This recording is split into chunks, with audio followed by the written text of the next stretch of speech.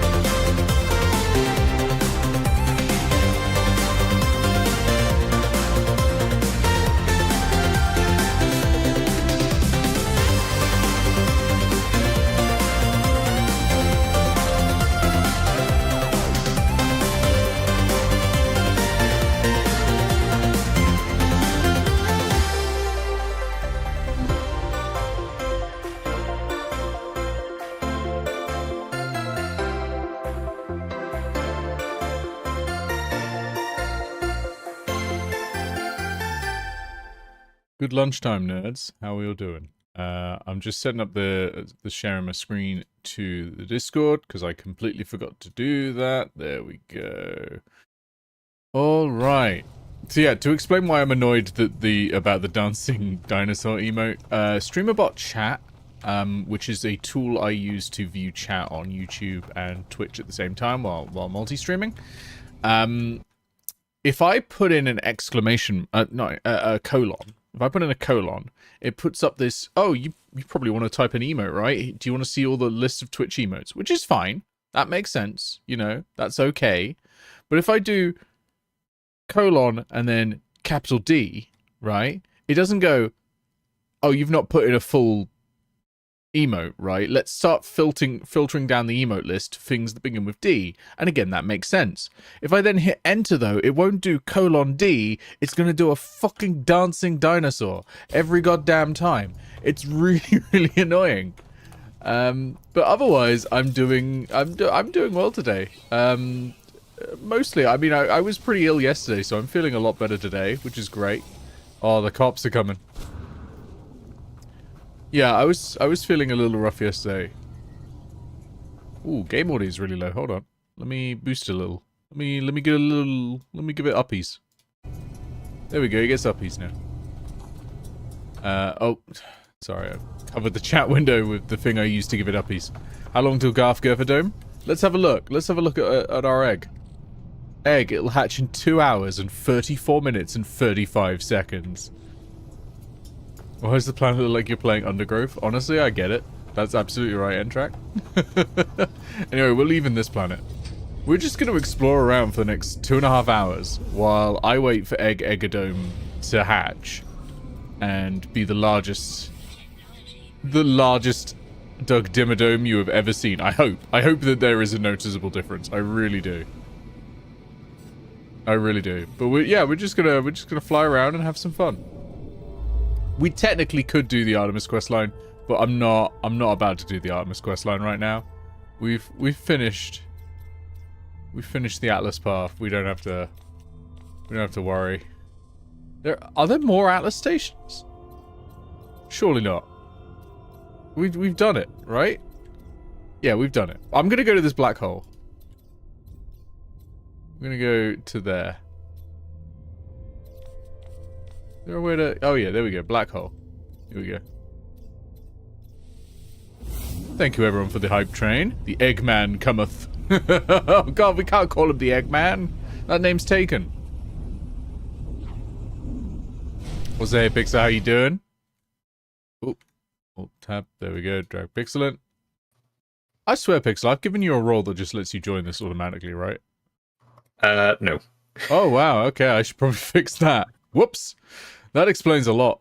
Yeah, that explains a lot. Where the fuck is that role? And did I remove the role? How did I do that? Maybe that's how I did it then. I accidentally just like deleted the role that lets people in here. I'm fine. I can't be trusted with responsibility. Yeah, I literally can't give you the role. That's wild. That's absolutely wild. Okay, I've fucked up Discord. Anyway, welcome in. So I got to a space station in Nice. the tutorial, which means I'm doing better than last time. That's a good start. Yeah, yeah. Have you been contacted by Artemis yet? No. Ah, then you're not out of the tutorial yet, because I think the tutorial ends once you enter the Nexus for the first time, which doesn't take too long after going to the first station. I think you're like 80% of the way through the tutorial. I'm gonna go to this Paradise planet because it looks pretty. It looks like Earth, and you know, out of all the planets in the solar system, Earth is my favorite. With the type of game No Man's Sky is, because its tutorials are on procedurally generated planets, it's a crapshoot as to whether your tutorial experience is going to be, like, simple, or you're going to start in a world of danger. Yeah, yeah. I think every time I've done the tutorial, I've started on a planet that has storms that are going on. I think that used to be part of the tutorial, though, so that might be why. Yeah, I think that's always a thing. Like, you always start on a planet that's got some kind of radioactive or corrosive storm going on. Because it needs to teach you how to replenish your suits. Oh, yeah, yeah. Yeah, good point. Oh, this is not the color of the planet I was expecting when I came in. It was so green until we landed. Now it's vibrantly blue with a red sky. That's kind of rad. Kind of red, actually. Hey!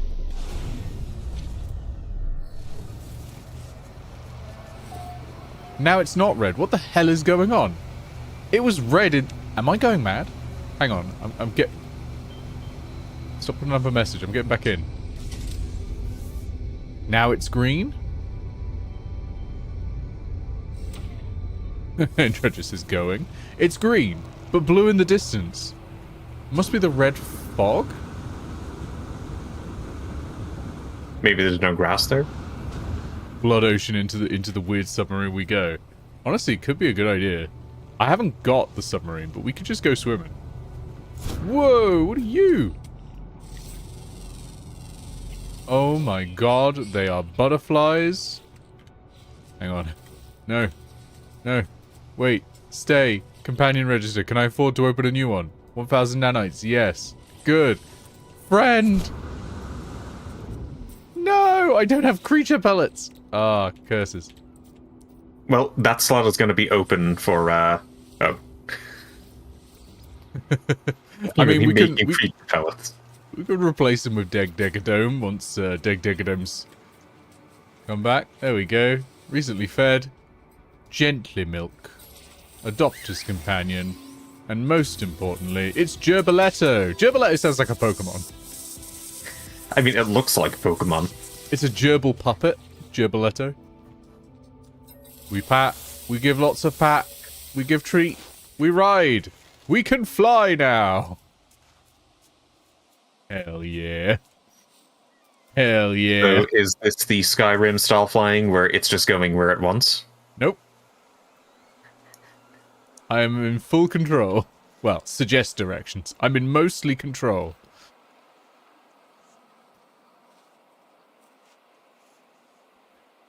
And Traces, I like how, of all places, your onboard computer figured that up a very steep incline was the perfect place to park. Yeah. We can fly now, says the man with a jetpack. Shut up. Charlie recognizes some bioluminescent plants. Is that an orb? I can't seem to go up. I'm trying to go up, but it's not going up. It was like, nope, I had enough of your shit. Is that an orb? Sploosh.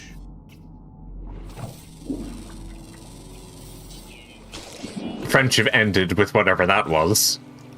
Where is my friend? Which one's my friend? Is it you? Are I you presume my the friend? one that's flying close to the ocean.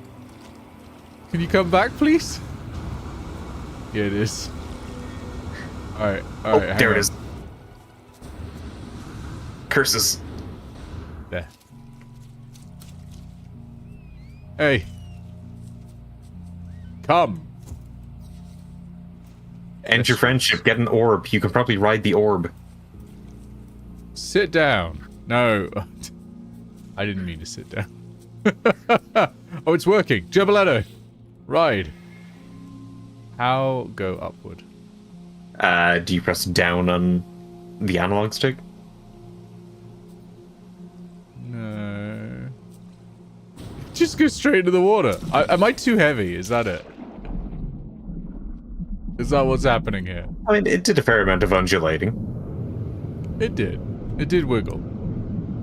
A friendship with flying worm over. Now orb is best friend. I do wonder if I can get the orb as a companion. Actually, maybe we should. Do you try have a that. battery? I probably have a battery, right? It might take a battery or it might take food. Yeah. Gotta find one again.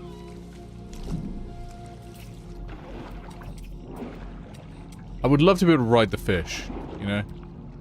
That'd be one extra thing. Oh, there's the orbs.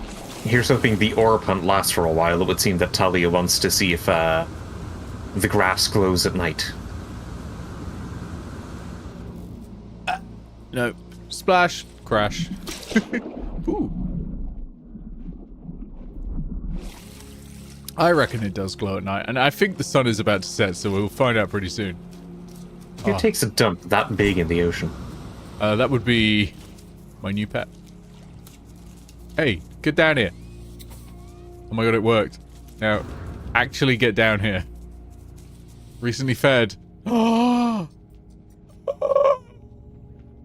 my god, hold on. Hold on, absolutely friendship ended with Gerbiletto. Goodbye, Gerbiletto. Why did they have to title it Abandon? Where have you gone? Your friend is fucked up. Come back! Hey, you were right, Talia. It's glowing. Come back!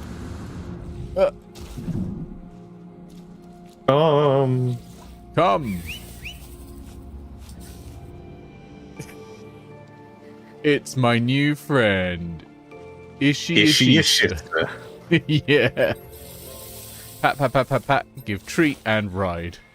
Hell yeah. Ball gang. I think you peaked. This is it. My legs have never been split wider than right now. This is the No Man's Sky experience for you. It's only downhill from here. This is the best. I love the trail as well behind it. It's just like, oh, it turns quick. But how do you get it to go up? Do you jump?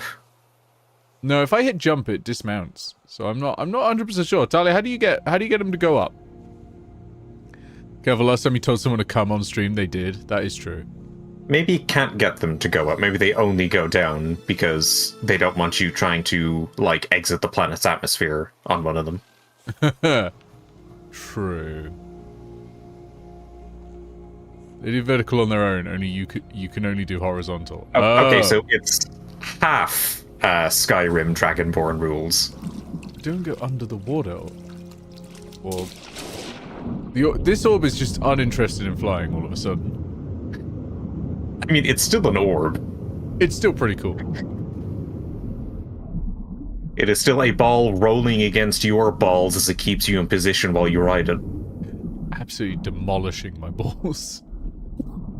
Oh, by the way, I might need to get up and run away all of a sudden, because I have packages arriving in the post.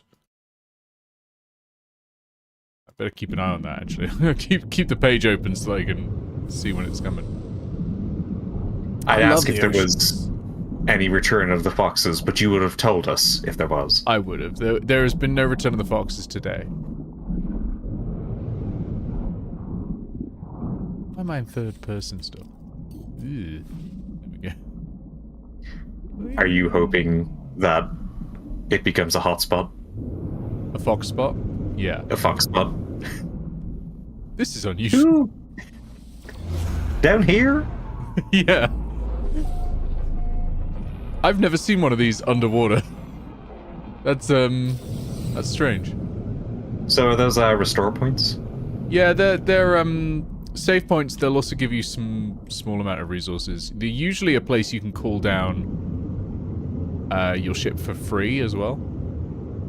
Oh, does calling down your ship take resources? Yes. Summoning your ship costs launch fuel a little bit. Which I think is very annoying.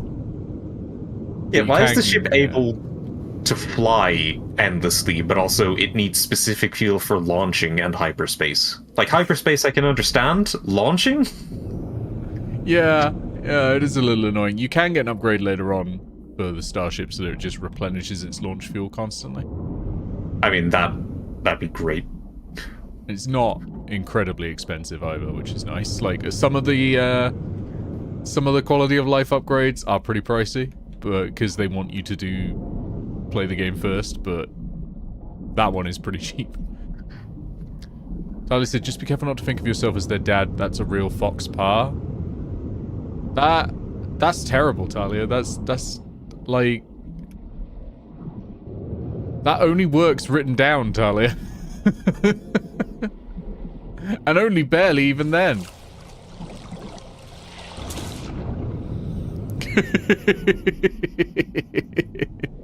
You know what you did. You also know what you did last night. To be clear, in content warning on Catbat stream. Nick, make me a mod for 5 seconds, please. I will only slightly abuse it. Unfortunately, mods can't time out or ban other mods, so you'd have no chance. Sorry, Iris. Oh, but good news, Iris. We finally got Catbat to listen to Blast Radius by Pepper Coyote. You know, the Horsecock song. We're not doing Horsecock again. No, I mean, it happened last night. We finally did it. We finally did it.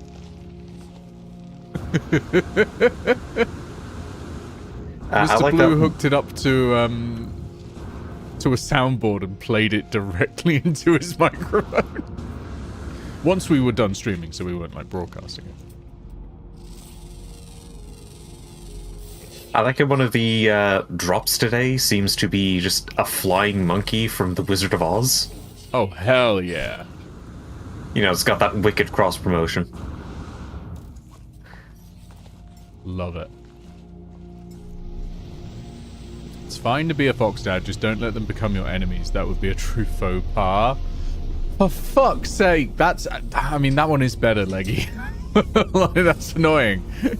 I'm deeply upset, but it is better. I've got to agree. Like, that one works written out.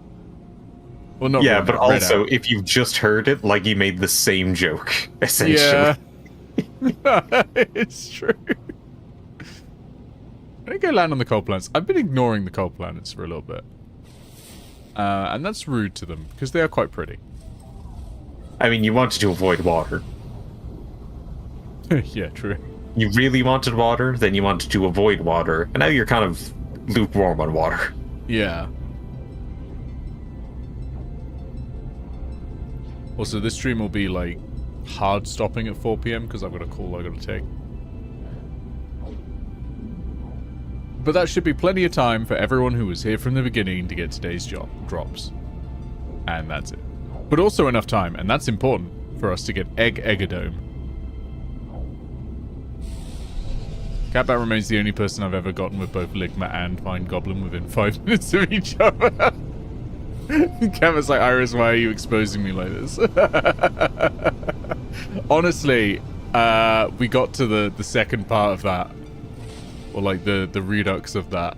I say we. I got to it in the editing today, and oh, it was good. Like, I mean, editing is multi-pass, so I've gotten to it multiple times, but it just makes me laugh every time. Whee. Snowy planets are great because it's always easy for them to just look really good. Yeah. Nerf Switzerland, please, hacks. I'm once again saying that if somebody wanted to make Death Stranding without all of the package delivery and all of the Kojima weirdness, just like an Iceland travel simulator, I would play it. Yeah.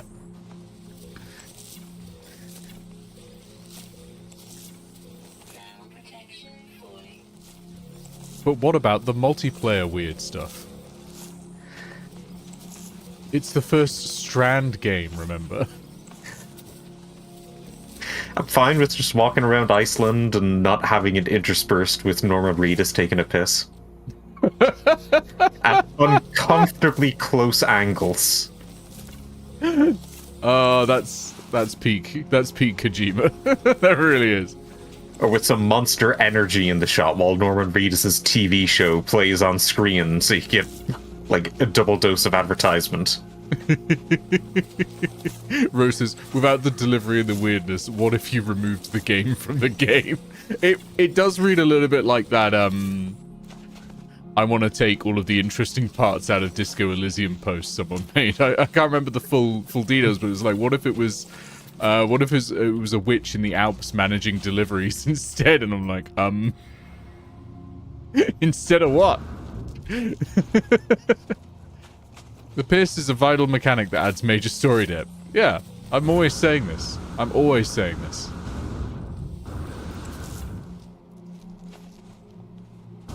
Yeah, it was something. Yeah, it was something like that, Rose. Yeah, that post makes me laugh because I kind of understand where they're coming from. They're like, I want to take the mechanics of Disco Elysium and put it in something a bit lighter because Disco Elysium is a very heavy subject matter. It's very well made.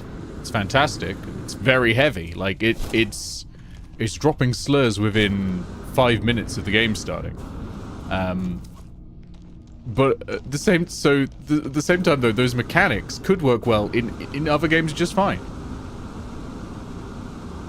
It also greatly helps my immersion when I take a step in a random direction and then just a giant tall neck from Horizon Zero Dawn materializes.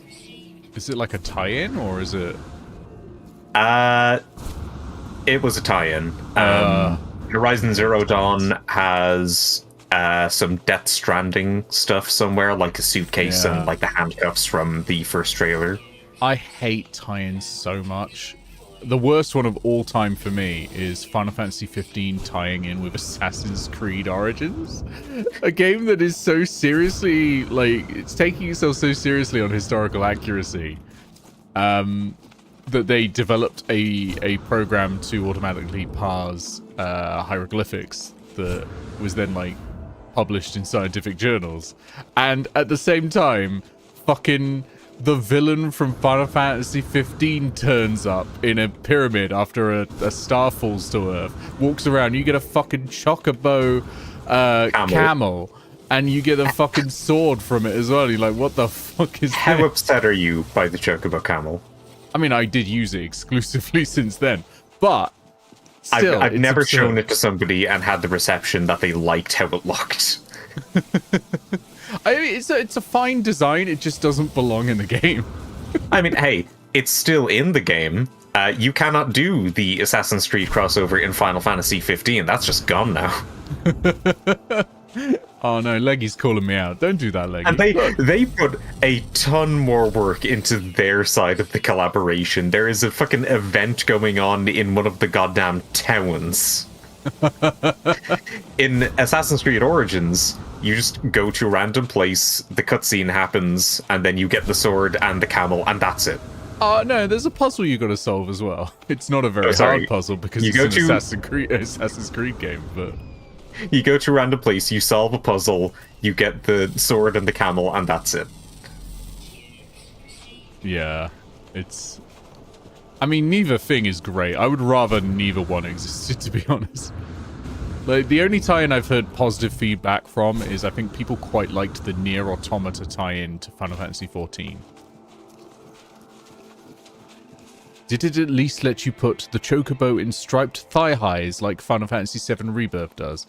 Is that a Rebirth tie-in with what's the most trans media of all time? Celeste? Why are they putting the chocobos in programmer socks? Yeah. Most of the collabs in DS. Oh, Death Stranding. I was like, Dark Souls? Are subtle, but the Torn Striders really stand out because they're massive 20-foot holograms. Fantastic. On the topic of DS, it still frustrates me to no end that, like, it would make sense for it to be the Nintendo dual screen, but it's just the very generically named Nintendo Developer System. Is that what DS stands for? Yep. That is absurd. What? It's like Google refusing to be a verb, or Twitter saying that they aren't tweets and it's not a bird. Oh, well, they are tweets, but it's not a bird for the logo. It's like, why? Are you sure? Because why are you pushing? You sure to draw a bird? Yeah, why would they be named tweets if it wasn't a bird? But it's not a bird.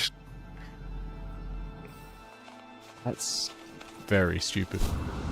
Yeah, no, dual screen right there, but obviously it's the developer system. Distinct from the Game Boy, which also was a system that you could develop on because... reasons. We're supposed to be dressed as one of the characters, but because the chocobo armor is broken up in heads, legs, and body, you can just have her thigh highs on the bird? Hell yeah. All birds should wear thigh highs. Me in London. Wait, all birds should be wearing thigh highs, am I right? Hey, what is that? Oh, it's oxygen. The Nier one is a whole long plot line that almost makes sense. Well, that's better than Nier then.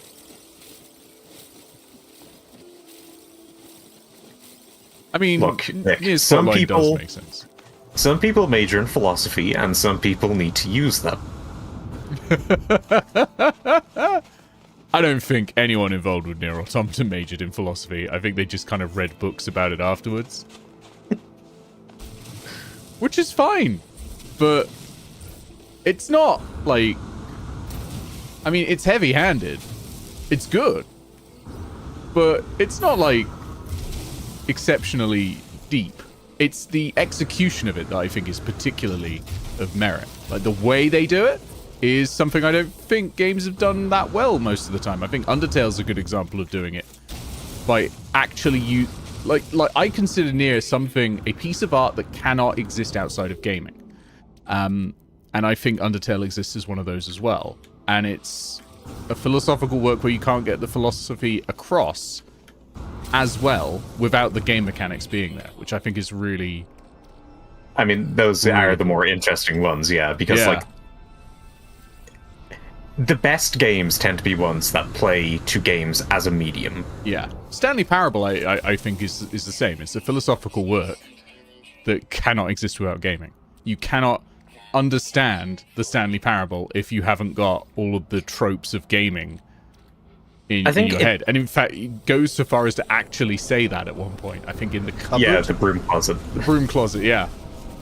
It's just absolutely fantastic. Making sure that they are first informed on narrative video game tropes so that the humor and wit of this game is not lost on them. Yeah. Yoko Taro doesn't really do it lightly-handed. I think that's actually true of a lot of Japanese games in general. I noticed, like, Metaphor ReFantazio is extremely heavy-handed with its point, and I'm fine with that. I've seen how poor media literacy is these days. Just say it. That's fine. I think that even applies outside of stuff like narrative and philosophy, though. Like, Tetris is a game that has stood the test of time particularly because it is so arcadey and such a good pure video game, and it doesn't really translate to other experiences. Like the Tetris movie was just about the creation of Tetris. You can't put a plot to it. Yeah, absolutely. They also tried making a Tetris board game. It clearly was not a success. Yeah. Rose says Nier Automata is very emotional with some extremely basic philosophy. That's it. Yeah, exactly. It's not complicated stuff that's being in there, but it's done very, very well. And I think ending E from it is one of my favorite endings to a game of all time. I think it's really, really, really well done. Hades doesn't really play around with the fact that it is a video game, but I do like how, like, the narrative is... No, it makes sense that you keep respawning after you die because, like, you're the god of rebirth. Yeah. You know, like, you're already in hell. If you die, you just go back to the start. Like, that isn't really subverting anything, but it is, like, a clever use of the game mechanics to explain the narrative. Kind of like Bioshock using the tutorial to explain that you are mind controlled. Would you kindly? Being just the words used throughout the tutorial, and that's it. Like, we have a plot hole, how do we fix this? What if we use the tutorial to fill it?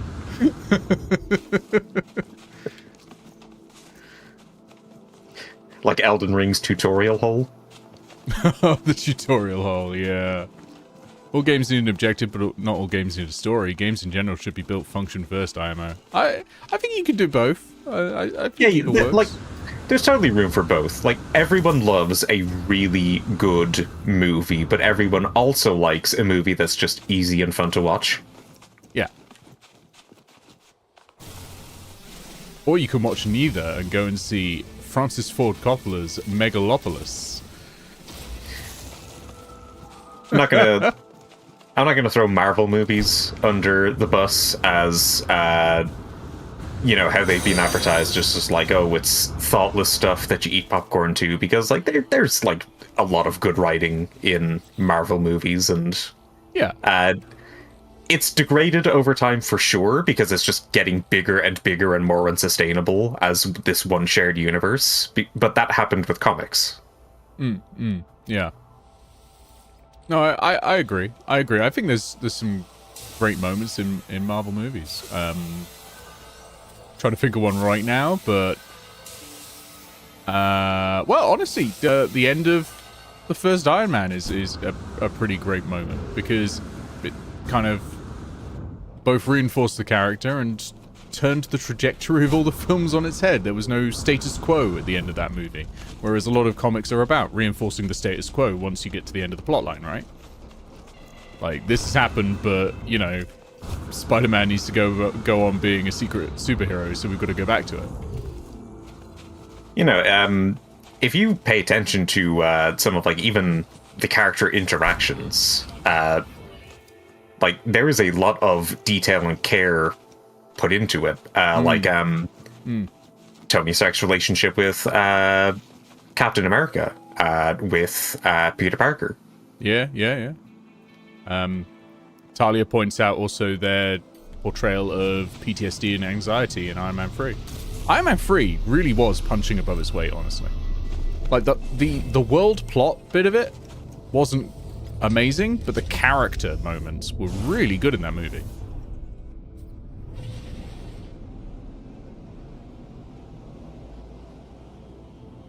Really, really good.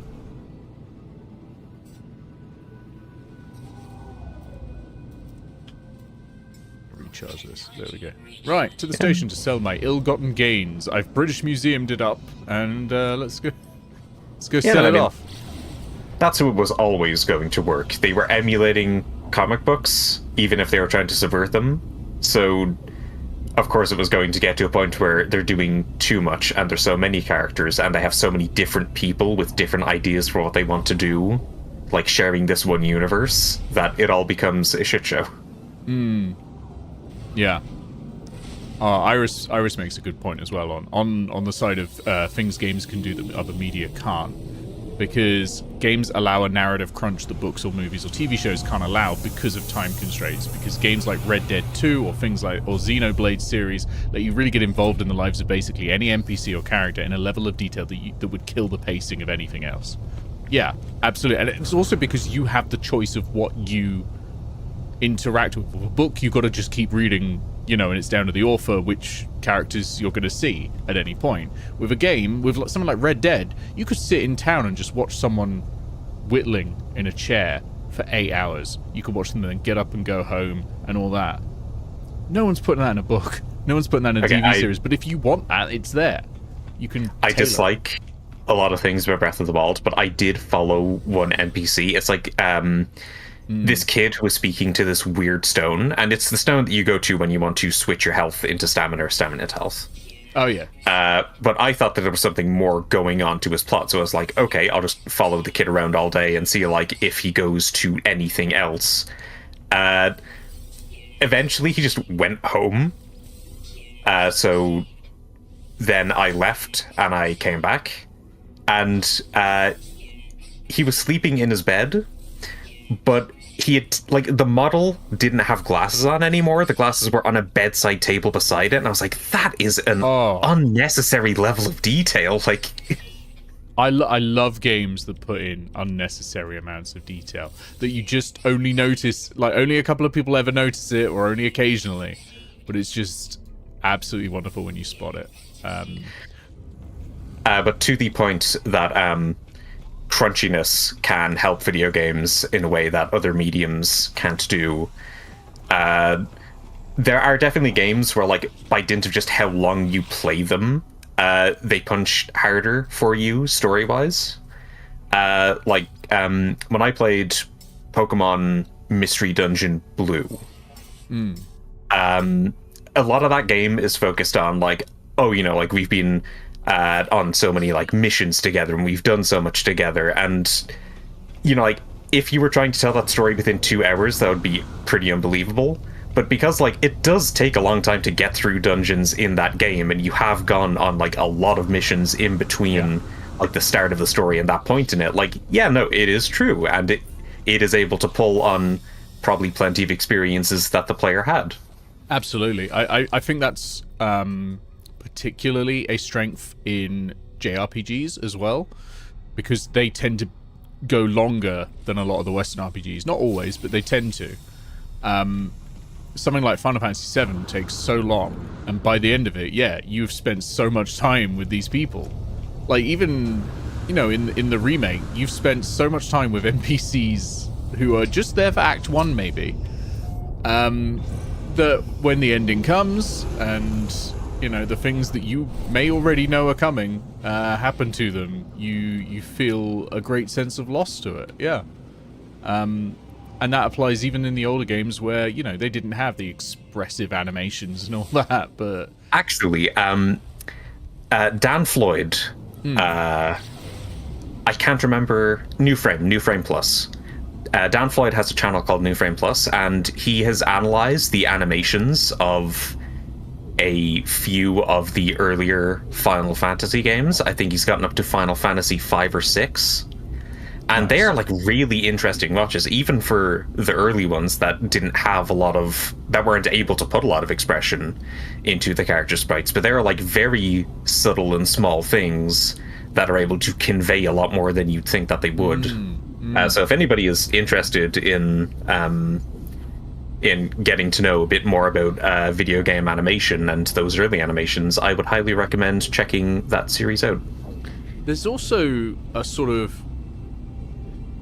It doesn't happen... Like, I don't think it causes art to happen in all things, but when there's these extra restrictions, it allows some people to do some great work with it, or work that you only realize is particularly great later when you analyze it.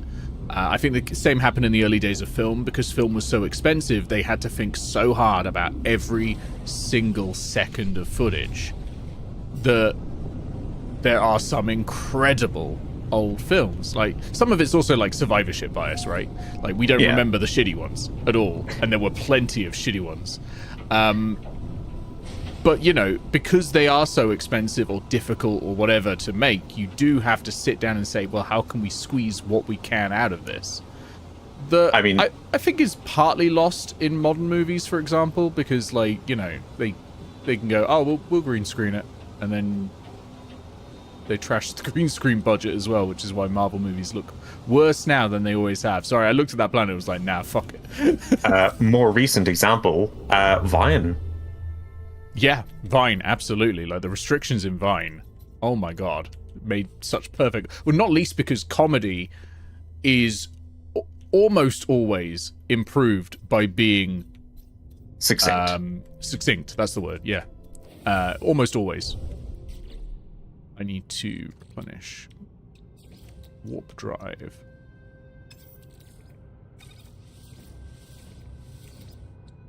And... I'm always out of ferrite dust. Why is it always ferrite dust? Have I got anything I can just refine into it? Sam Reich doesn't need Vine to still be alive. He'll still continue making weird looping joke content. Yeah. Talia says, on the subject of unnecessary details, Monster Hunter is very good at that. Yes. I remember seeing, like, all of the cooking animations that they've got in there. There's an idle animation in the upcoming game when you're in your camp tent with your cat friend, where you show them your carving knife. Kitty touches the edge, yowls, pulls back, clutching their paw, panicking, wriggling all around. Your character freaks out, starts trying to find bandages to fix it, but Kitty settles while you're not paying attention, taps you on the leg to get your attention back so they can show you that they're not her. That is... a lot. It's a big thing to add, and that would be a high budget addition as well. And if you think about it, if you're in like a purely like producer mode, isn't necessary. But because it's there, realistically, what it's doing is increasing your bond to that creature. And Iris it's also says, can I join adding... you all in VC? Yeah. VC's open for the usual regulars, and you are a usual regular. It's also adding character to the game. Like, not even just for that character, like, the game as a whole is received better because there is more detail to the world and there is more things, you know, to build a connection to. Talia says, oh yeah, that's got to be a full day's work, right? No, Talia, that's got to be weeks. Like, the raw skeletal animation of it, maybe, but then you've got to do things like checking that cloth isn't intersecting with other cloth, that the fur rendering is going fine and all that. And even then, I think it would be a stretch to do the skeletal animation in one day's work as well. You could also do the FromSoft thing of not really caring if cloth clips through anything. And they get away with it because, like, there is so much other stuff to focus on that you don't really care. Kind of like how when you put a weapon, when you switch out a weapon, like you bring your arm to your side and then your weapon disappears and then the new one appears and then you just return your arm to where it was. Like, that's not a very fancy animation. It's probably not very satisfying if you're all in on animation, but it doesn't need to be fancy. Like, I remember a bunch of game animators going absolutely wild for Horizon, I think it was Forbidden West, not Zero Dawn, because all of the characters in that are wearing so many physics-activated objects on their body. Like, they've got loads of trinkets and all that that are attached, and they all dangle around, and that's not, like, animated. That's physics on top of it. There's a bit where two people with loads of stuff on their chest hug, and there's no clipping, and the animators were like, they did not have to do this. Oh my god, no one would have cared if it had clipped. Do you understand how much work had to go in to make sure that didn't happen? Meanwhile, Twitter was too busy focusing on the fact that women have hair in their faces. Oh my god, yeah, I forgot about that. Jesus Christ. Hey, Iris. Okay, so I specifically joined because I wanted to expand on something Pixel mentioned when we were talking about, like, games as a medium. Mm-hmm. I forget what the specific point Pixel brought up was, but, like, this was just way too long to type. Is it about how playing a game for a really long time can enhance your connection? That's the one. Okay, so one of my favorite games of all time is probably the Kingdom Hearts game with the most convoluted title. Kingdom Hearts 358 Days Over 2. Okay, so the first thing to remember is that time is linear. So 358 divided by 2 is... No. It's 358 days over 2 protagonists. Ah. Okay, but anyway, this is probably one of the few games I've ever played that has genuinely, with its story and characters, made me cry. Like, it is a very powerful game. The big issue with this game is it released on the DS as a very downgraded, mechanically, a very downgraded version of Kingdom Hearts 2. And a lot of its unique mechanics were very DS specific. So the gameplay itself was kind of bad. The way they had the story and mission structure, everything was very boring and monotonous. And it generally felt more like playing a job than it did playing a game. Which, in the game's case, this actually made the game better. Because the game forced you into the same boring, monotonous routine that the main character Roxas was going through with his life throughout this year. Everything he was doing was just kind of work, and all the best moments of the game were after all the missions and stuff, where it's just Roxas and his friends hanging out and eating ice cream in the middle of a town. Those are generally some of the best moments in the game, which really reflects Roxas's mood of everything he's doing is just boring and monotonous, and he just couldn't care less, to having fun with his friends when everything's over. That's a bold move to do in a game.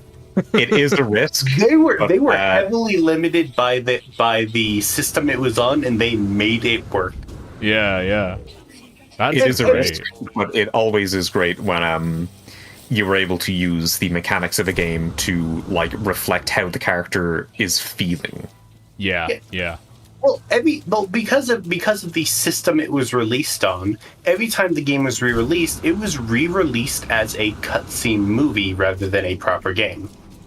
If you open up any of the Kingdom Hearts collections you get on any of the major consoles or on Steam right now, all of the DS specific games, there were 3 of them that were released, all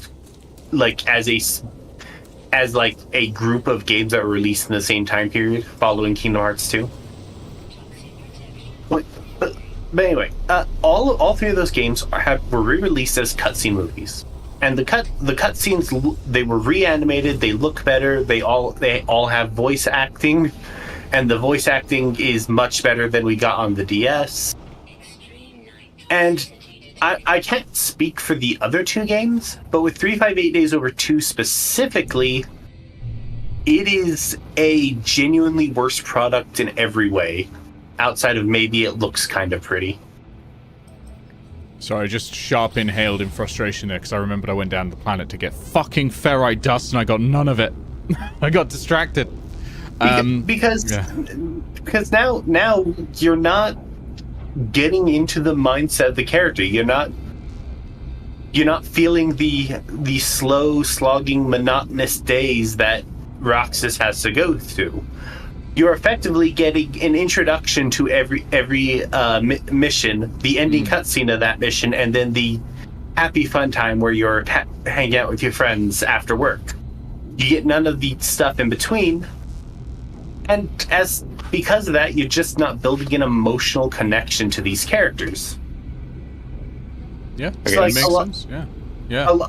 One of the things that a lot of people like to show from 358 Days Over 2 as a way to kind of mock the game and its weird writing is one of the ending cutscenes where Roxas asks one of his dying friends, "But if you go, who will I eat ice cream with?"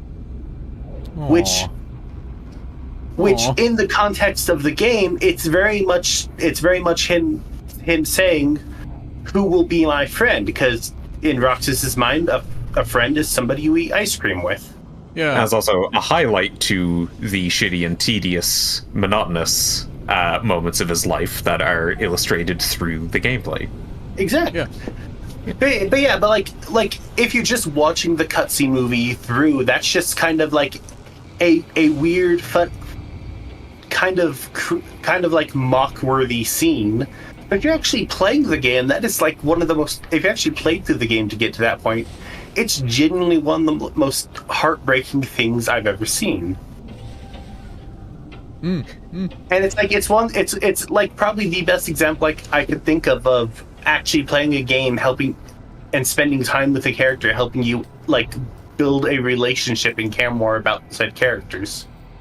I think that's a good point. And I think with you saying that, you know, people were mocking that scene, I think a lot of people don't realize when they're looking at these scenes in isolation that when you are very, very sad, you are going to reference something that is personal to you, that is based on your experience, right? You're going to go that way.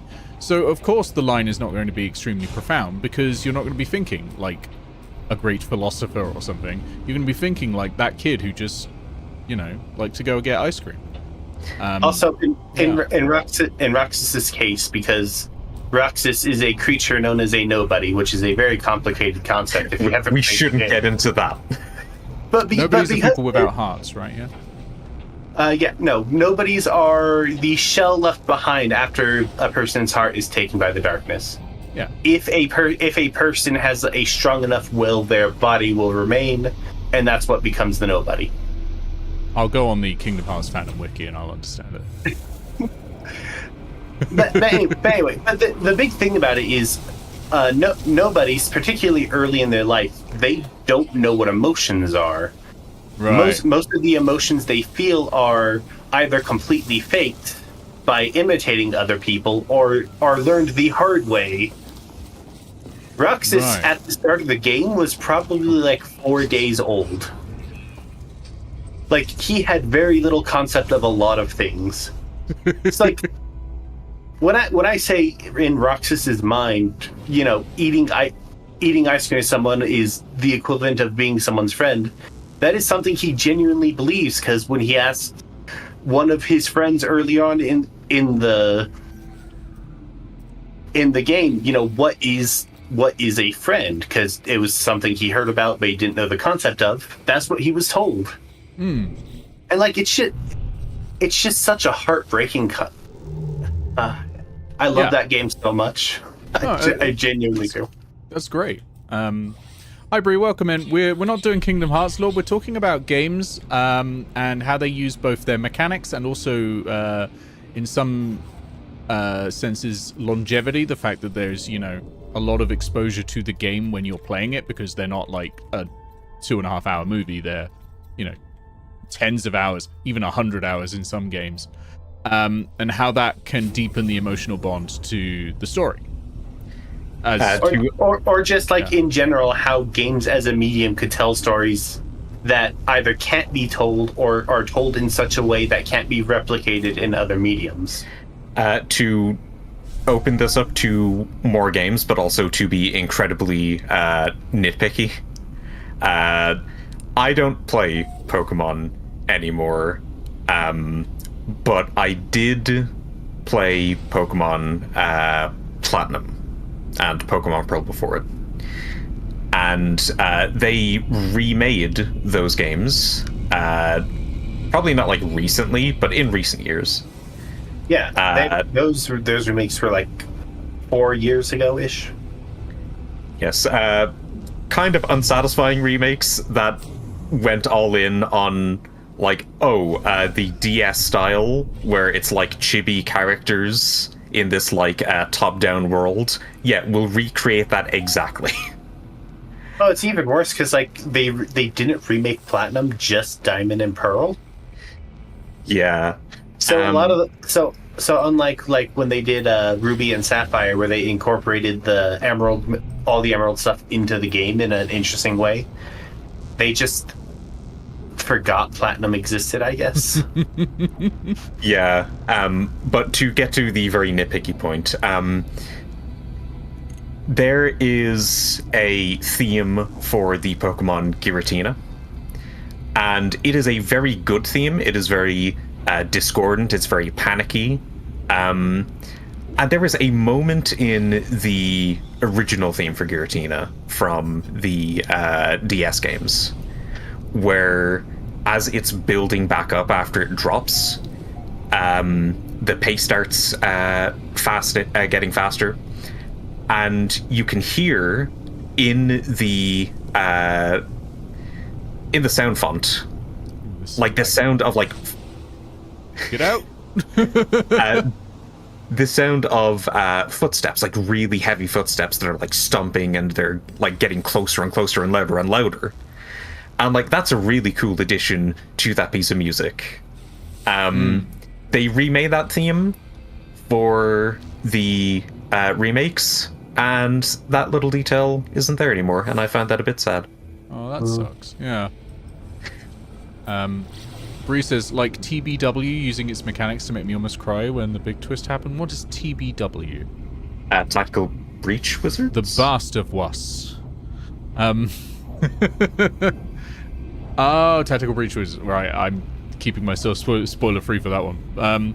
Would Elden Ring have made a better series of books than a game story-wise? No. Probably not, because it would have been like the Silmarillion, wouldn't it? Like it's no. It's all lore, which is the Silmarillion instead of the Lord of the Rings, right? Also, back in animation. Oh, sorry. Were you going to? No. You go for it. You go for it.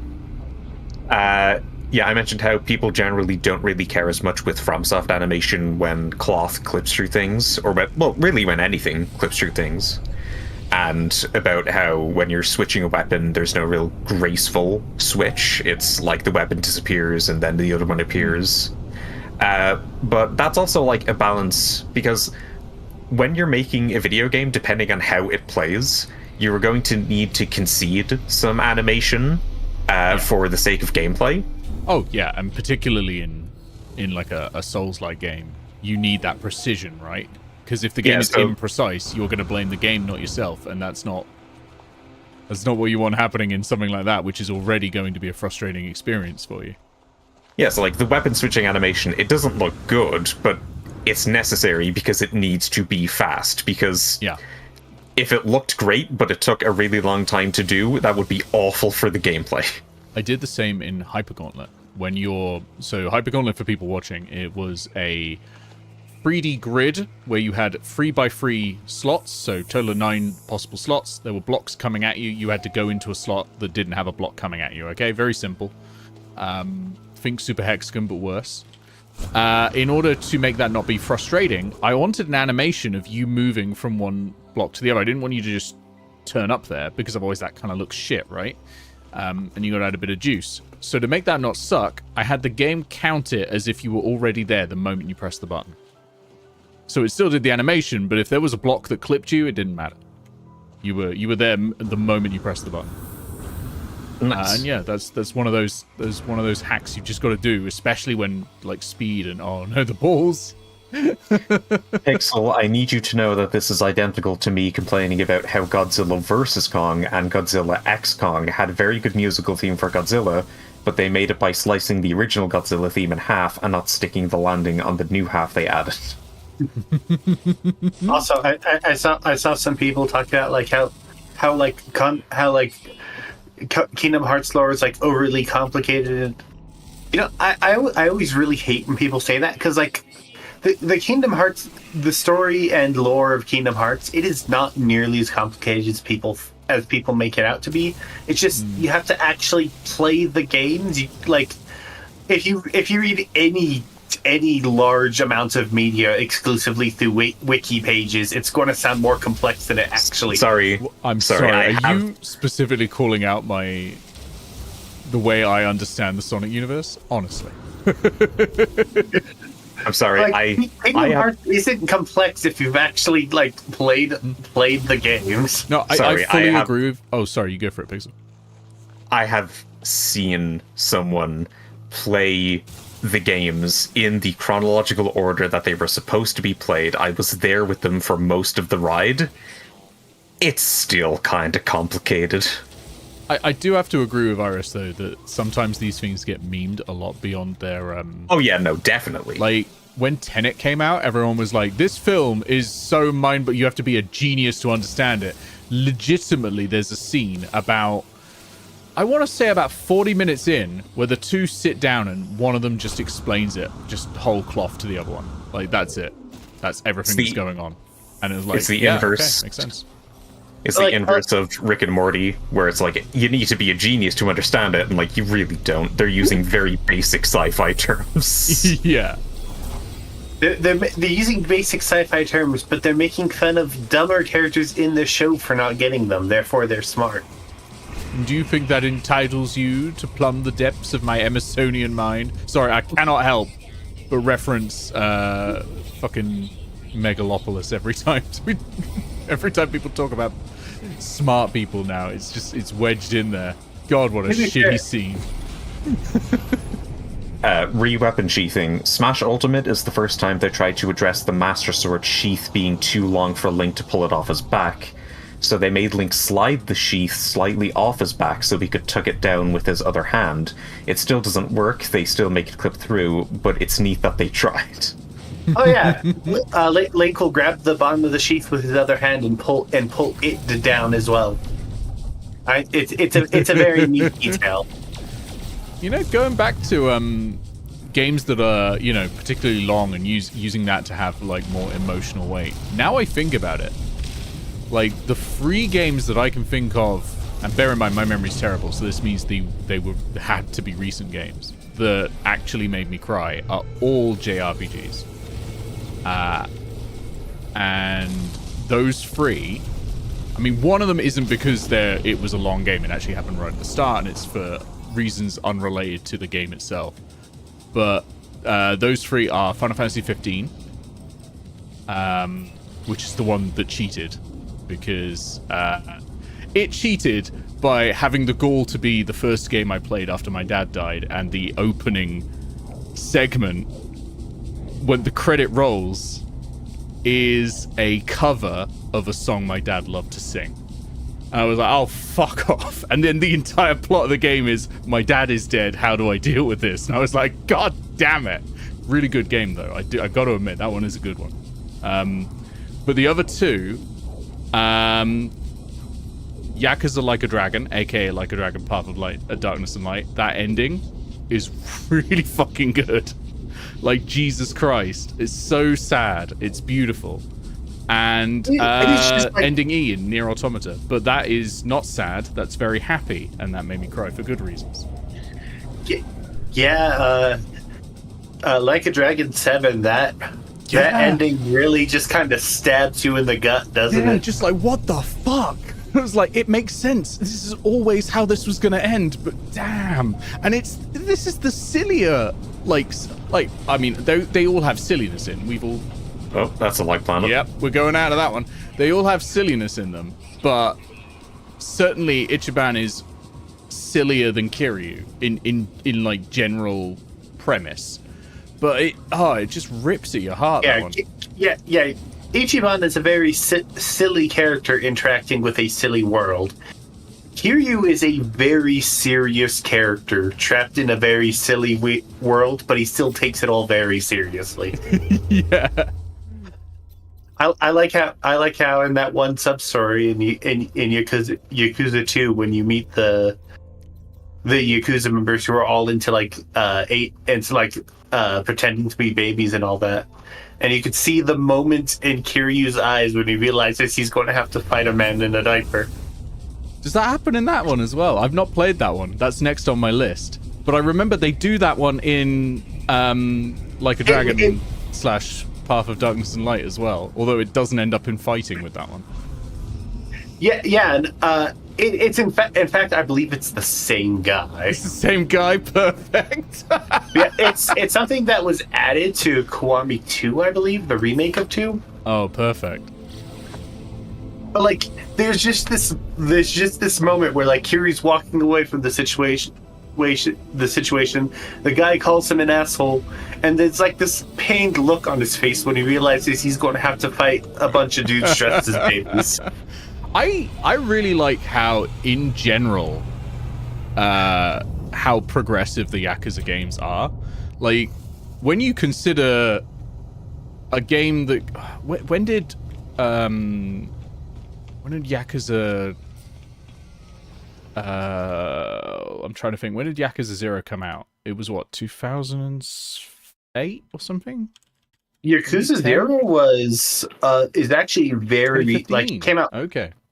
Yeah, it came out right before Yakuza 7 or Like a Dragon 7 did. Okay. No, it came out right before 6 because like a lot of people were going to be brought into the series with 6. Yeah. So they wanted a starting point for people. Oh, and they chose that. Interesting. Yeah. I mean, it's a great game. It's a really, really good game. But It is my God. It is one of the very few times why I think playing the games in the release order is wrong. I do believe 0 is the best place to start the series. That's where I started. I'm just shocked that they were like, we need to introduce people to this game. Let's put in a side story where you buy porn for a child. I mean, I also think they maybe could have done a better job without having the side story where you're training a dominatrix in public in a children's playground and children roll up. Sorry, I just noticed one of the dialogue options. I clicked embrace the life form because I saw hug immediately, but the next option was just die. I have questions, Hello Games. I don't know. I think they're being pretty explicit in what they want. Just perish. No, that wasn't what they... No, it was like, that was my choice. I could just die right there if I wanted to. Why? In the game Honkai Star Rail, one of the many gotchas I have been roped into and can't leave. There was recently a series of missions where they finally gave your character their own room on the Star Rail. Nice. And like when you actually like get your like the implication is like the way they set the story is they gave you this room like a lot earlier, but you were too lazy to actually like set everything up. So you have out of laziness been sleeping in a large cardboard box this whole time. Bold of the game to assume that I wouldn't choose to sleep in a cardboard box. Oh no, like this is probably the most personality they've ever Miyoho has ever given like a main character like this. So, like rather than being like a blank slate for the player to like put themselves onto, they've given the main character of Star Rail like a distinct personality, and that is horrendous trash gremlin. Also because it doesn't benefit them to give personality to the main character because they can't make cards around the customizable main character. Like I said, this is probably the first one where they really tried giving the character like a defined personality, and it worked out very well. But anyway, when you actually like get a bed installed, you go to sleep on it and one of the options is to never wake up. And you're given some text boxes that say that through sheer will and determination, you have chosen to live in the land of sleep forever. Nothing could wake a trailblazer once they make up their mind, and until the heat death of the universe, not even death could wake you. And then it transitions into Kingdom Hearts Dream Drop Distance. No, and then it rolls the credits for the game. Holy shit. And then kicks you out to the main menu. God, I think it's Super Paper Mario where you go through like a lengthy opening cutscene, and like you at some point after that cutscene can choose to refuse the call to adventure, and if you do, it sends you back to the main menu, and this is before you hit a save point. There's it's a particular trope I really love. It makes me laugh every time. There's a couple of ways to do it in Baldur's Gate as well. And it just rolls credits. Yeah, Star Rail actually does do that. Like every time like a major version drops, there's going to be somewhere in that major update where you're allowed to just like reject the call of adventure, and it'll give you like a brief summary of events of what the world is like where you don't get involved with these things, and then it'll run the credits. I feel like it's particularly apt in Baldur's Gate because, Jesus, like, that's a problem with some people playing D&D, where they make a character who it makes no sense for them to be on an adventure and they don't want to adventure. So it's like dragging your feet every time you have to do anything. It's like, do you want to be playing this game? It's up, everyone. We're going to Gaylando. I think Rose is the one bit of the Far Cry games you love. Yeah, and also particularly funny in the Far Cry games because the false ending when you refuse the call of adventure is almost exclusively in the Far Cry games the good ending, and there's no good ending otherwise. Oh, Ooh. God. Yeah, I don't know why, but that particular warp just, like, my graphics card went, no, what are you doing? Oh my god. Gonna refresh the screen. I was watching one of my friends play the second of the Jedi, I think it was Jedi Survivor she was playing. The second in that Star Wars. Oh yeah. Yeah. And like we were talking about, like how Disney has done like some pretty good things with Star Wars, but overall has like just like kind of fumbled the bag. And how she had, and like it all started with the discussion about how she hasn't watched like episode 9 yet because she knows it'll make her angry. But like I mentioned, I really liked The Mandalorian. I think it's probably one of my at least the first 2 seasons were some of my favorite Star Wars media ever released. And then I came to a realization. Of course I do. It's because The Mandalorian is literally just Lone Wolf and Cub. I haven't dropped any frames, people in chat who are watching this. My graphics card literally went, what the fuck is going on, and died for a sec. So you should all be good. But yeah, it literally overloaded the encoder for a sec. I mean, No no one's one's going going. to do that. If it's not going to make you angry, is it Star Wars?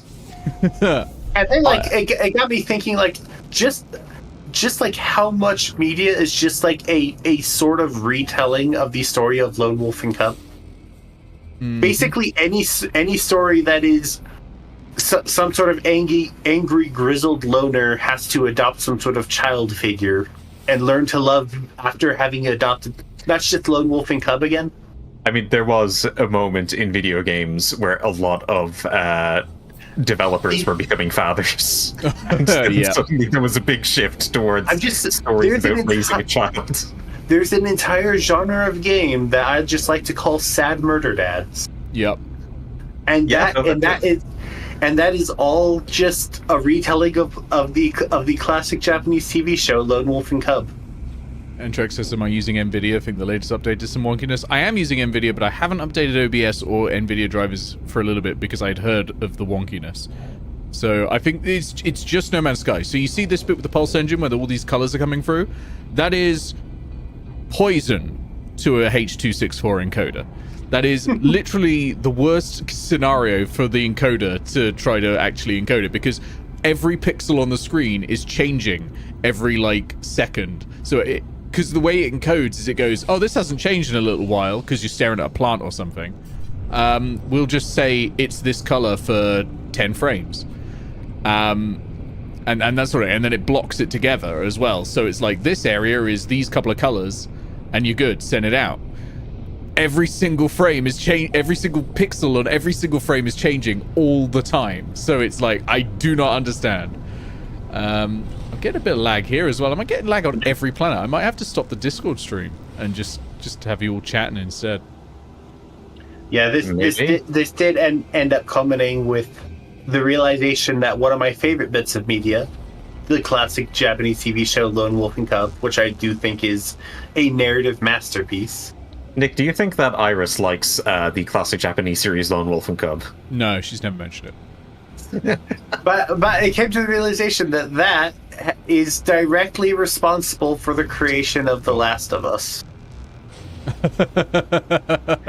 I do like the God of War spin where the murder dad actually is kind of getting a bit sick of murder. Yeah.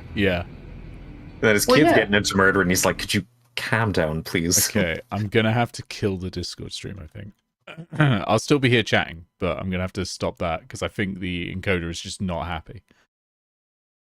I mean, to be fair, once it actually got to that point where he became the sad murder dad, where he was... Let's not say too much. I think Nick is still in the middle of. No. I'm talking like I when completed the number one. when one started, he was already tired of killing. That's the whole premise of him being there in the first place. Yeah, I completed one on stream. Like the whole point of one is he went to this place because he was tired of all the violence and the killing, and then it found him again regardless. It's that classic, Apache helicopter coming around the corner with the government in, like, we need you to kill gods again. My god killing days are behind me. I just fish now. I don't know why he sounds like Amos Davis Dupree for a little bit there, but but this time around his child is actually alive and he has a reason to not want to fight, a legitimate one. It's certainly not using. I suppose actually it is like an interaction between the mechanics and not really the narrative, but the overall design of a game. But even though Little Big Planet 1 is my favorite of the series, I do love how that starts out, and a lot of the materials are things like, cardboard and paper mache and newspaper and like all of this like very basic arts and crafts stuff. And then when it moves on to Little Big Planet 2 and they introduce more complex systems in it, like there's microchips and there's like gates for coding. The materials that you'll be seeing across the campaign is stuff like like wood and metal and like computer bits. It's like the world is kind of increasing in how advanced it is as the game mechanics do. Yeah, that is really nice. And yeah, Bree, you're right. That is also the plot to Commando, which I assume came after the what's the TV show called? The Wolf something. Lone Wolf and Cub. Lone Wolf and Cub. That's it. I don't know when that was made. That was like back in the 70s, I think. Yeah, I think Commandos was late 80s. So yeah, not Commandos. Commandos is the inevitable sequel that comes out, made by and like when it did come out, it was very popular basically worldwide. Like it's one of the few like Japanese shows that actually got like a proper dub and airing in overseas countries. Yeah, that wasn't animated at the very least. Okay. I was gonna say, if we're counting just like Japanese shows in general. I mean, even back then, like that was like way before the anime scene even blew up to even a fraction of what it was. Getting anything from any show from Japan brought over was fairly rare. Imagine the world if the West got Japanese Spider-Man. One of the few live-action Japanese shows that got international dub and release alongside Check's Notes, Monkey. But like, it really is interesting to see like an extremely popular trope, and then like find the show that like where that trope started. Japanese Spider-Man, who started off the protagonist owning a giant robot trope, and also at least once introduced himself to his enemy as the emissary of hell. I mean, yeah, but like Japanese Spider-Man was very much just Kamen Rider by a different name. Yeah, I think like it was like the whole thing was just like riffing off a bunch of popular tokusatsu tropes. Yeah, mostly Kamen Rider. Japanese Spider-Man's origin has more in common with Ghost Rider than it does with Spider-Man.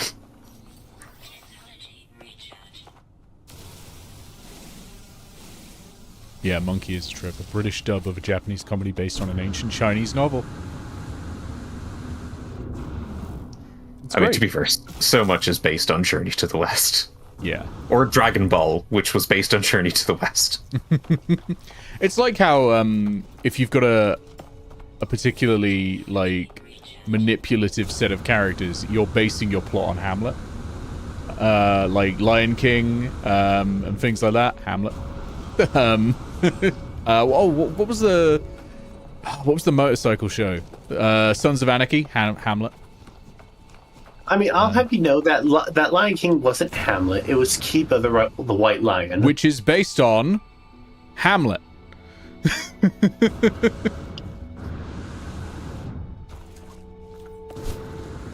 No, Disney would never steal things. But like, I just always find it interesting to like find the origin of a bunch of like popular like storytelling tropes. Yeah, no, I fully agree with you. It's kind of like etymology, isn't it? But for bigger concepts, I suppose, isn't it? Yeah. Brie, I believe they released one recently. Yeah, my favorite thing about Journey to the West is it was less a single constructed narrative and more just like a few hundred short stories with these same characters cobbled together. Yeah, it's episode of the week. Monster of the week. Yeah. Disney were too busy killing lemmings to steal anything. I mean, all Disney did to start with was just take public domain works, didn't they? Like Snow White and the Seven Dwarfs, and things like that. And then they went, well, let's pull that ladder up behind us. Fuck the public domain, huh? But hey, now we've got Popeye. That's true. We'll get the original Tintin soon as well, I think. We have the original Tintin. Oh, sweet. It's already happened.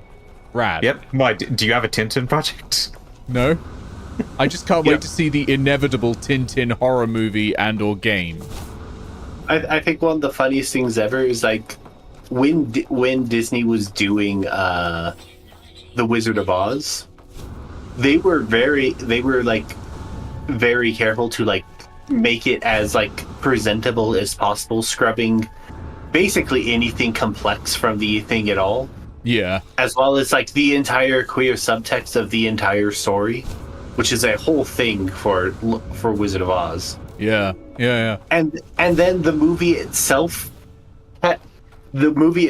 like became like an iconic thing within the lesbian community, to the point where for the longest time an identifier lesbians would use was the fact that they say they were a friend of Dorothy.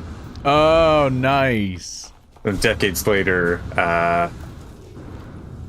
what's the name of the guy? Peter Jackson would roll up his sleeves, just like, I am not removing any of the subtext of Frodo and Sam's relationship. Well, that's the thing. That subtext from Tolkien likely wasn't there, but people read into it and it's like, hey, it enriches the story a little bit.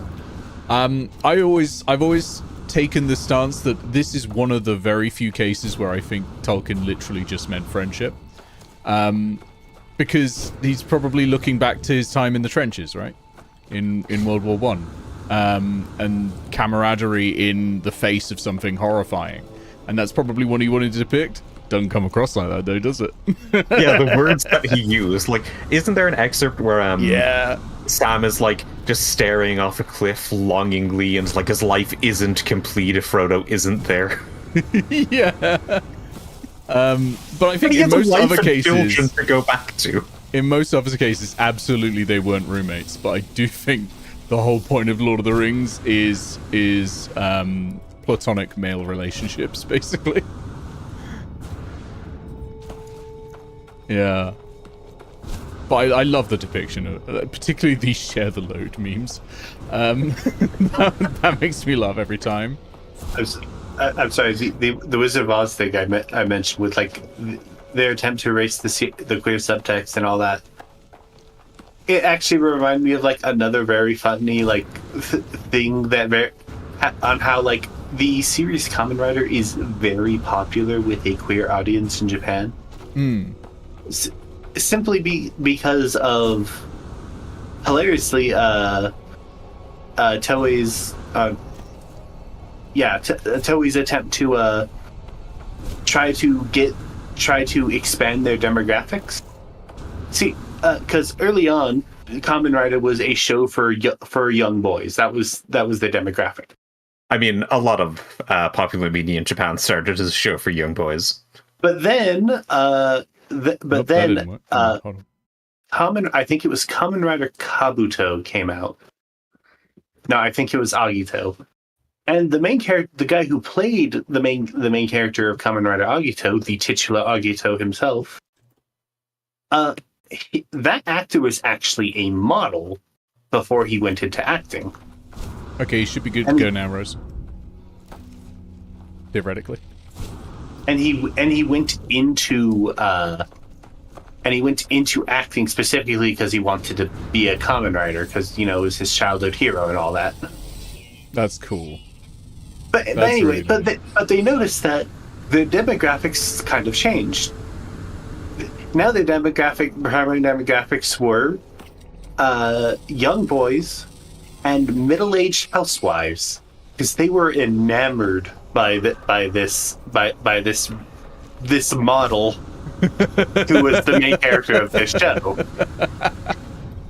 And like 50 Shades of Grey got on really well with enjoyers of Twilight smut fanfiction and middle-aged housewives. And it really helped that this era of Kamen Rider really started with the show more being about like interpersonal drama than it is about the fights itself, the monster fights itself. Oh yeah. It was like this is where it started shifting to being interpersonal drama between like the main cast. So that really helped with keeping up that demographic. But since then, they've always had like attractive mid-20s ish actors playing the main character of Kamen Rider, or at least be like one of the secondary riders, and to keep up this audience. Well, and Track says, "Okay, my cat hates me. It's lying under the air conditioner. It just farted. The air conditioner is on full blast." Sorry to interrupt you, but someone has just been crop dusted by their cat, and I needed to share that with you. Hilariously, this demographic of people that they want to portray the main and the secondary writers of the show is also the same demographic of people that they generally try to hire for BL TV shows, or yaoi for the more cultured people. The sound a cartoon character makes when they hit their hand with a hammer. Yeah. Okay. We'll go. So, so like there's this hilarious thing where oftentimes the almost immediately after an actor is done with a Kamen Rider series, and it's been like a very common thing that's happened. They immediately go into a gay romance show of some kind, which is hilarious to me. Okay, so from the link that Rose posted, misunderstanding. In the late 1970s and early 1980s, the Naval Investigative Service, the predecessor to the modern-day Naval Criminal Investigative Service, NCIS. was investigating... Yes, that's a real agency. Was investigating Go on that homosexuality in the Chicago area. Agents discovered that gay men sometimes referred to themselves as Friends of Dorothy. Unaware of the historical meaning of the term, the NIS believed that there actually was a woman named Dorothy at the center of a massive ring of homosexual military personnel. So they launched an enormous and futile hunt for the elusive Dorothy, hoping to find her and convince her to reveal the names of gay service members. I remember. Oh my god, that's amazing. That's amazing. The US military was a very deeply unserious.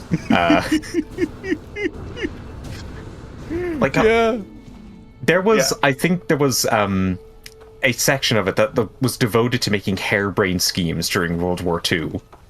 One of those was sewing like dead rats over grenades and then leaving them around ships, or like leaving them near fires in places, so that a German soldier would see it, pick it up, and be like, "Ooh, a rat, I'll throw it into the fire."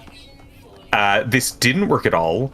the first test batch was immediately found before it was even deployed. The shipment was found. But because they spent so many resources looking for more of those shipments, it was technically considered a success. Fantastic. But yeah. All this Kamen Rider nonsense really culminated into the series Kamen Rider Build, where there was, just like in the writing of the show, just a lot of gay subtext between the two main characters. Just like a ridiculous amount. Nice. and after that show, both of those actors would go to be co-stars in multiple gay romance TV shows and movies together throughout their careers. To the point where when people are talking about like the proper watch order for Kamen Rider Build, because they have all the TV specials and the movies and stuff.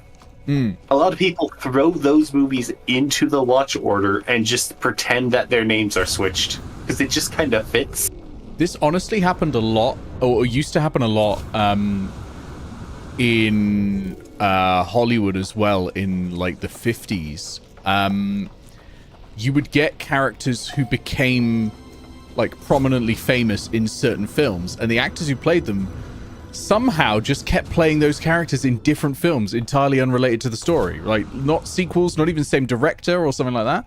There was two people in a Hitchcock movie that was just side characters. They were two British people who were trying to the plot is that they're trying to get home on a train because they're constantly worried about looking at the news and all that, because they're worried that Nazi Germany is about to attack Britain. Or at least that's what Hitchcock makes you think all the way through the movie, and it gets to the absolute end, and the only reason they've been so obsessed about the scores, the news, is because they want to know what the cricket score is, and that is it. And they've just been constantly bumbling their way through the whole thing. Those two actors kept up those two characters in 20 films after that, none of them made by Alfred Hitchcock afterwards. This is so wild. Like he says, I have one thing to say to you to top that Project Pixel. Bat bombs. I have no idea what Adam West contributes to this conversation. And the Munchverse, exactly, Salium. The Munchverse. Detective Munch from, was it originally Law and Order? Law and Order is what he's mostly been in, but I don't think that's even where the character originated. But yeah, this one guy plays Detective Munch in Law and Order. But he also plays Detective Munch in The Wire. It was from Homicide: Life on the Street, which is sort of the precursor to The Wire. It's by the same showrunner and set in Baltimore. So he played Munch in that. Then he went into Law and Order, which is entirely unrelated. And then he shows up in The Wire, obviously, because he was in Homicide: Life on the Street. But he showed up in The Simpsons as Munch. He showed up in The X-Files. He's in, FBI Special Agent Munch in Arrested Development. He's in everything as this one character for some reason. It's wild. Yeah, that actually kind of reminds me. You're familiar with the Guardians of the Galaxy movies, right? Yeah. I do think like 3 is like probably the best one, but regardless, you know the character Mantis? Yeah. So the guy who originally wrote Mantis into the comics, he wanted when he wrote the comic the Avengers comic she was introduced as, he wanted Mantis to be just like the most important person in all of the universe. And it was just a character he could not really like get any real popularity for. She still affected the world and stuff, but like, should have put her in Marvel Rivals earlier. Lol, she's massively popular in that. Eventually, she the writer went off to do other works, and he just kind of remade Mantis again in like 4 different comic series, all under different names, but it's just Nice. just the same. And it's just like he was just adding this one character to everything he worked into in every way he possibly could. I mean, the thing is, there are pitches that become wildly popular things, but you need to pitch it around a ton of different like companies or studios before they will like actually take the pitch. Yeah. Oh yeah, sorry, Talia's adding some additional information about Agent Munch. There's a puppet version of him in Sesame Street, and one of the Deadpool comics has a fight scene go through a Law and Order set specifically so that Deadpool can put Munch in the Marvel Universe. Yeah, no, I can understand why the character didn't catch on when the writer wanted them to be the most important person in the universe. Because Elon Musk wants to be the most important person in the universe, and I find him fucking insufferable and don't want to see anything with him. Yeah. He's in the Marvel Universe as well, of course. But yeah, I really do think, like, the way they just kind of completely retconned everything about her for the Guardians of the Galaxy movies was, like, the best thing they could have ever done for her character. Because now that those movies have gone by, she's actually popular now. Yeah, her depiction in those movies was pretty good, I thought. I mean, I wasn't familiar with the comics, so hard to tell, but... Yeah, so basically in most of the things Mantis was in before the Guardians of the Galaxy movies, well, not only was her origins, like, extremely unclear, like, what was she a human, was she an alien, whatever, they just kind of kept changing things. But basically, her role is she was the Celestial Madonna and was destined to give birth to the savior of the universe. And that was supposed to be her role in the Marvel comics. Sorry, in No Man's Sky, we've just discovered the original Godzilla, including, like, rubber suit Godzilla, and oh, wow, it's got an animation. Oh, look at it go! What's our time to egg? Time to egg, good point. Ooh, wrong button. You'll notice that, like, those being her main and most important traits in the comics are nowhere to be seen in the movies. No, yeah. They did keep her empathic abilities, which is very nice. I should watch Guardians of the Galaxy, the third one. I do just think never got around to it, but That's what it's called, Guardians of the Galaxy, the third one. I wouldn't put it past Gunn, to be fair. Guardians of the Galaxy Volume 3, I think, is genuinely probably the best movie in the Marvel Cinematic Universe. I've heard really good things about it, and James Gunn seems to be on a winning streak at the moment, for sure. Yeah, because, like, the movie really does shift its focus kind of away from Peter Quill, who was the main character of the first two, to just make Rocket the main character and tell his story. Iris, are you telling me that a property decided to shift focus away from Chris Pratt and became better for it? Like, yeah, he still played a prominent role in the movie, but it wasn't his story. It was Rocket's. Yeah. And it was just such a compelling story because of it. That's because Rocket is played by someone who's good at acting. This is a message from Pixel to every animation studio ever. Please stop hiring Chris Pratt to voice all of your characters. All of your main characters, at least. If they put Chris Pratt in the next Sonic movie, I'm just leaving. I'm just not the cinema, the planet. I'm just leaving. I'm gonna make a homemade rocket and go. Because, like I say, he still did play a major role in the story. I do think they wrapped up not just like his or the group or the Guardians of the Galaxy story very well. Just like I think that movie should have been where the Marvel Cinematic Universe ended. I think that is the perfect send-off for everything. Oh, nice. This notable furry Iris prefers the one where the anthropomorphic animal takes the lead. Chad is shocked and awed. Didn't type animal, but I would have trusted it. Oh yeah, Iris, did you watch Sonic 3 yet? I have not. I haven't downloaded on my computer through illegal means. Yeah, but no, totally, in Minecraft. It. It's so fucking good. Well, okay, qualify. It starts rough, okay? It starts pretty rough, but it consistently gets better until the end.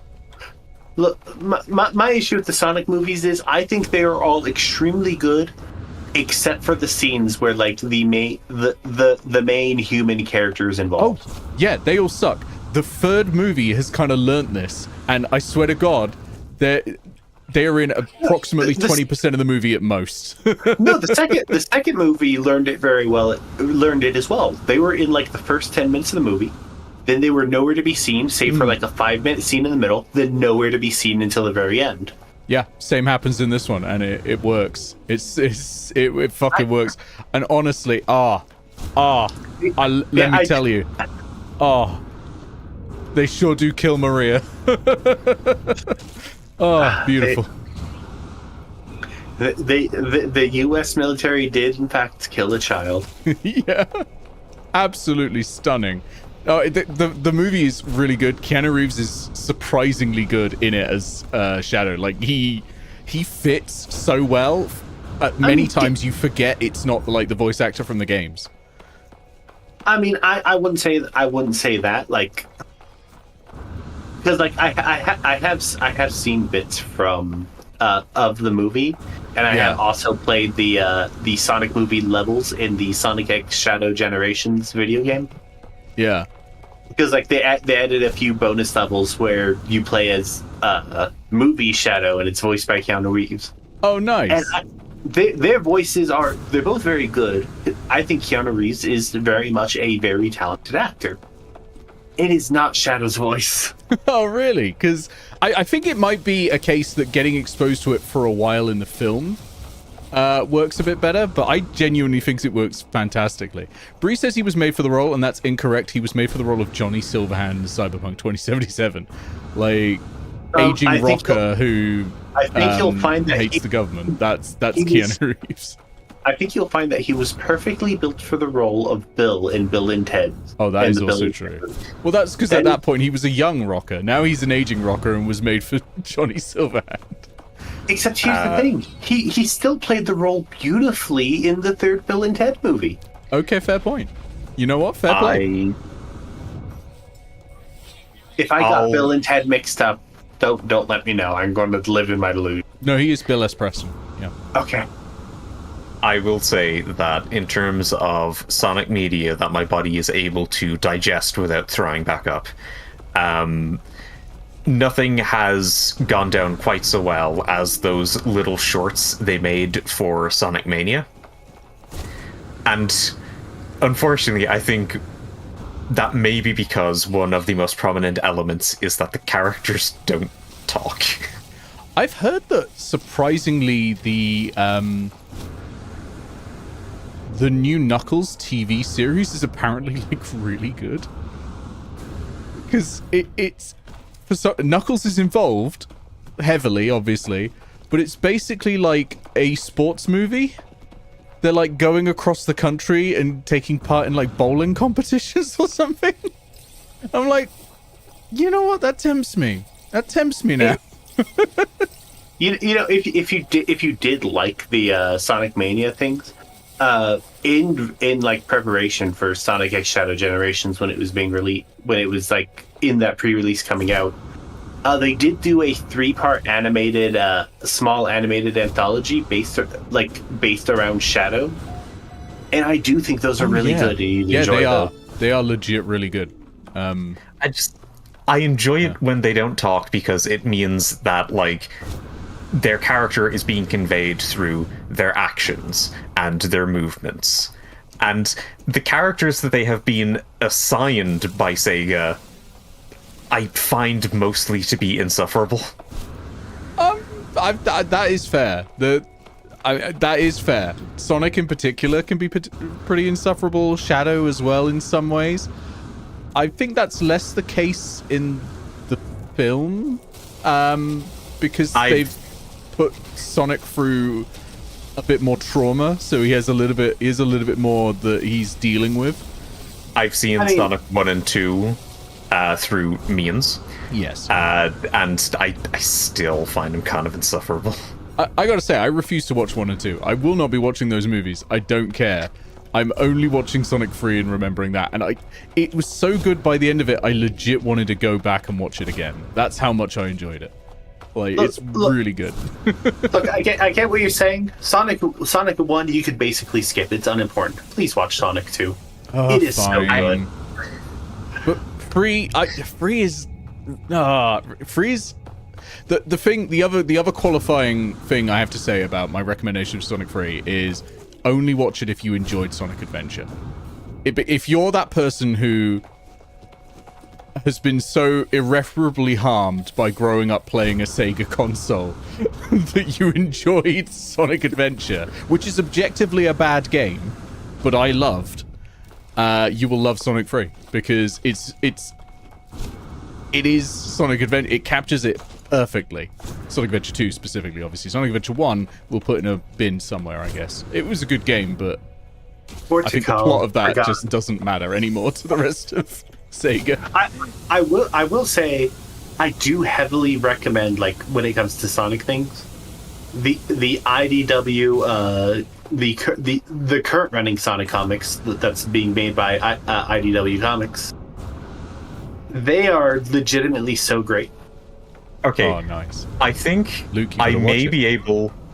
I'm probably not.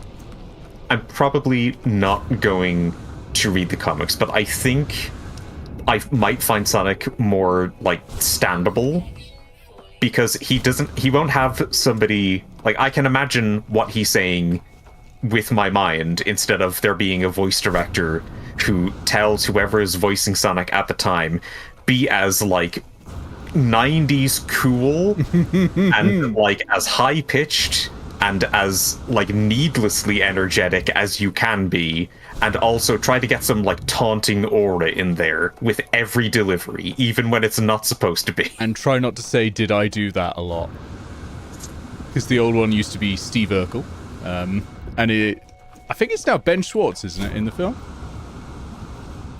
It is. Yeah. Who was on an episode of Make Some Noise this season, I think.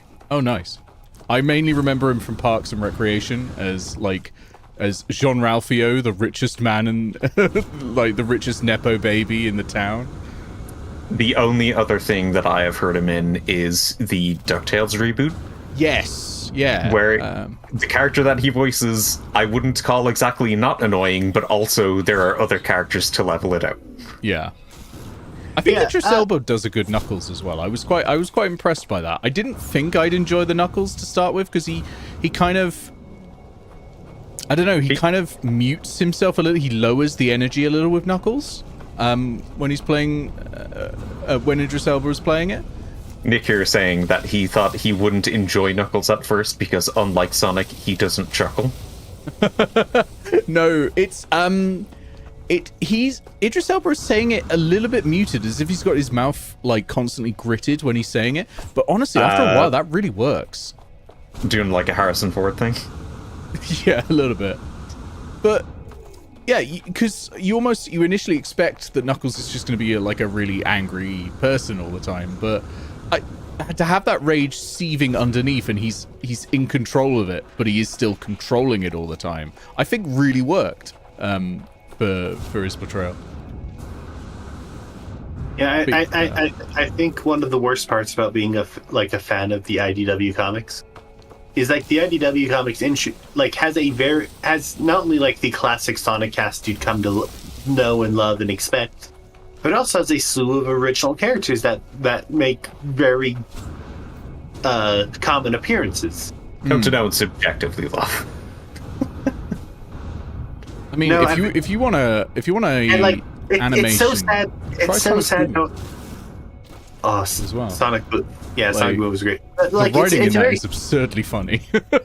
it's very sad to me knowing that like these characters will likely never see the light of like the actual mainline games. The best they got was Murder of Sonic the Hedgehog. Even if like the current run of the current run of comics are actually canon, unlike the Archie comics. Knock at the door. The IDW comics are legitimately a part of the game's like story and lore.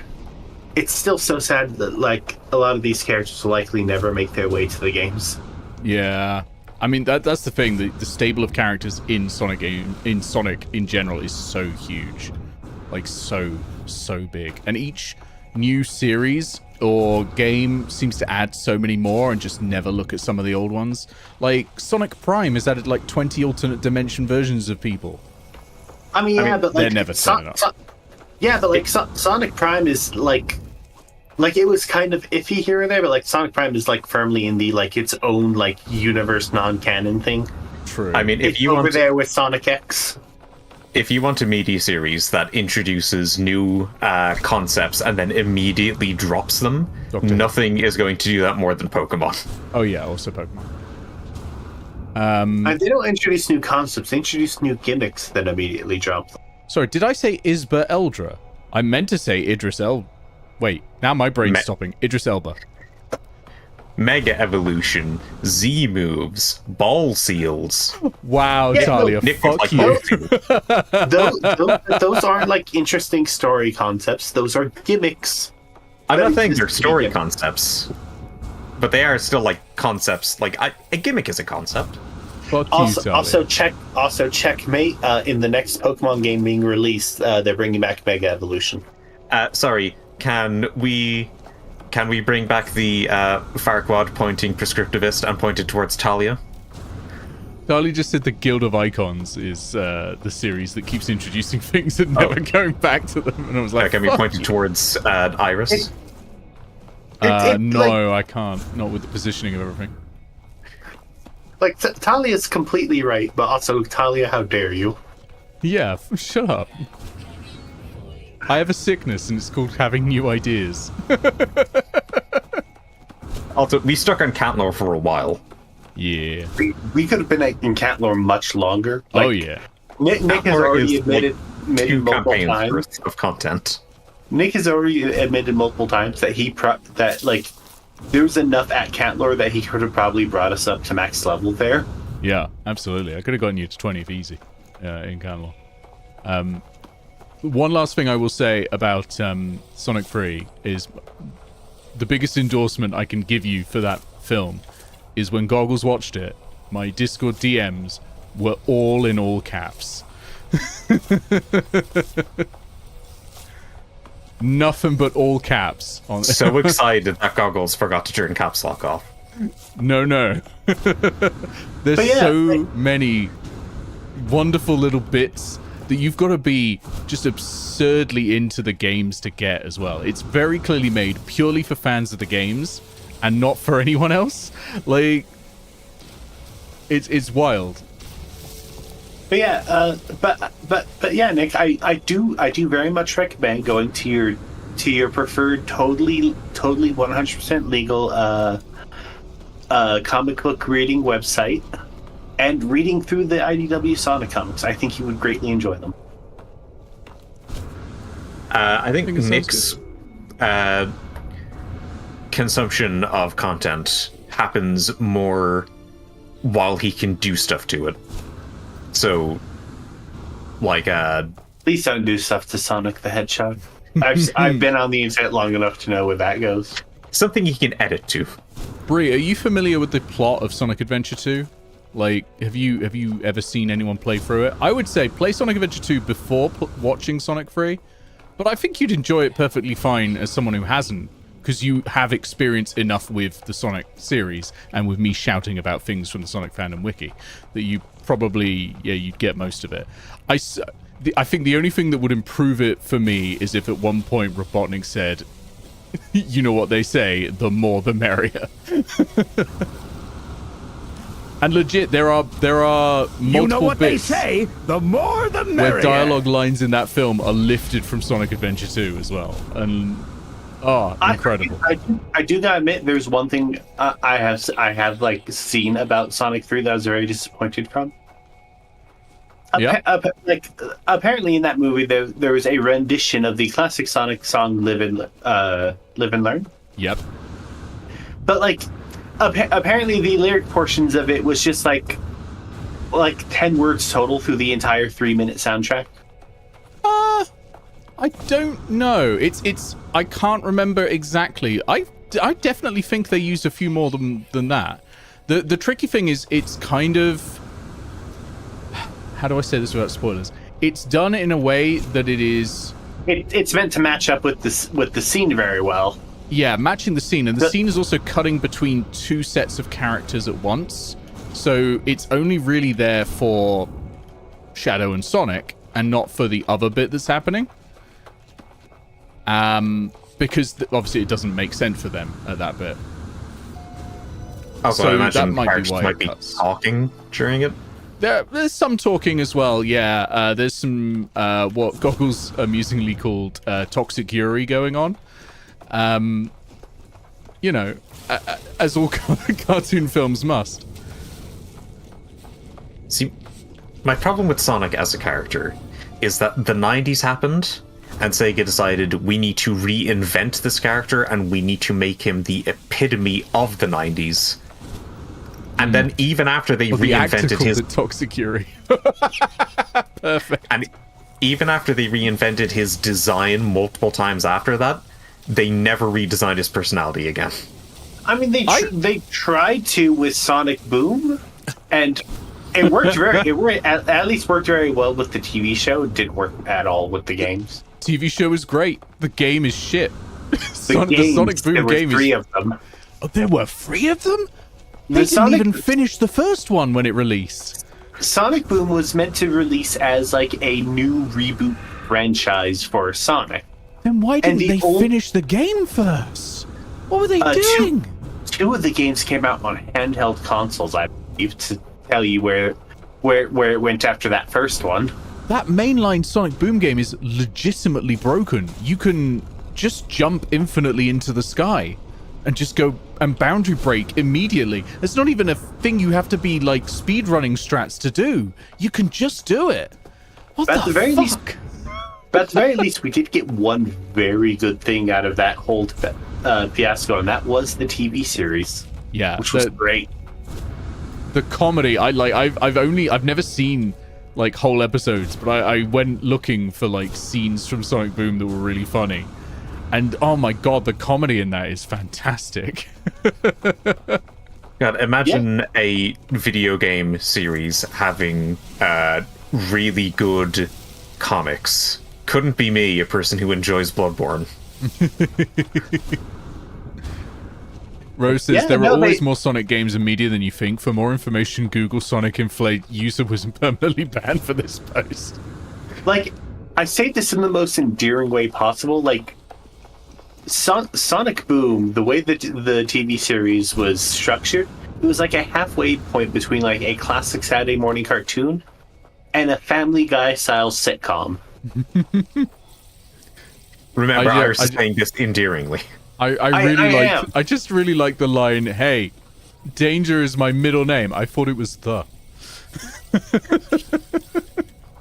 I think my favorite line is somebody saying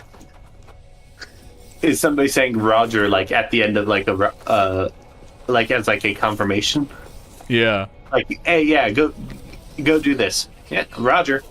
Who's Roger? He was talking to me. Sonic's voice actor is named Roger, like that's his first name. Oh, nice. So like, it like out of context, it was just kind of like a funny Knuckles is misunderstanding the situation type thing. But in reality, they were talking to his actual voice actor.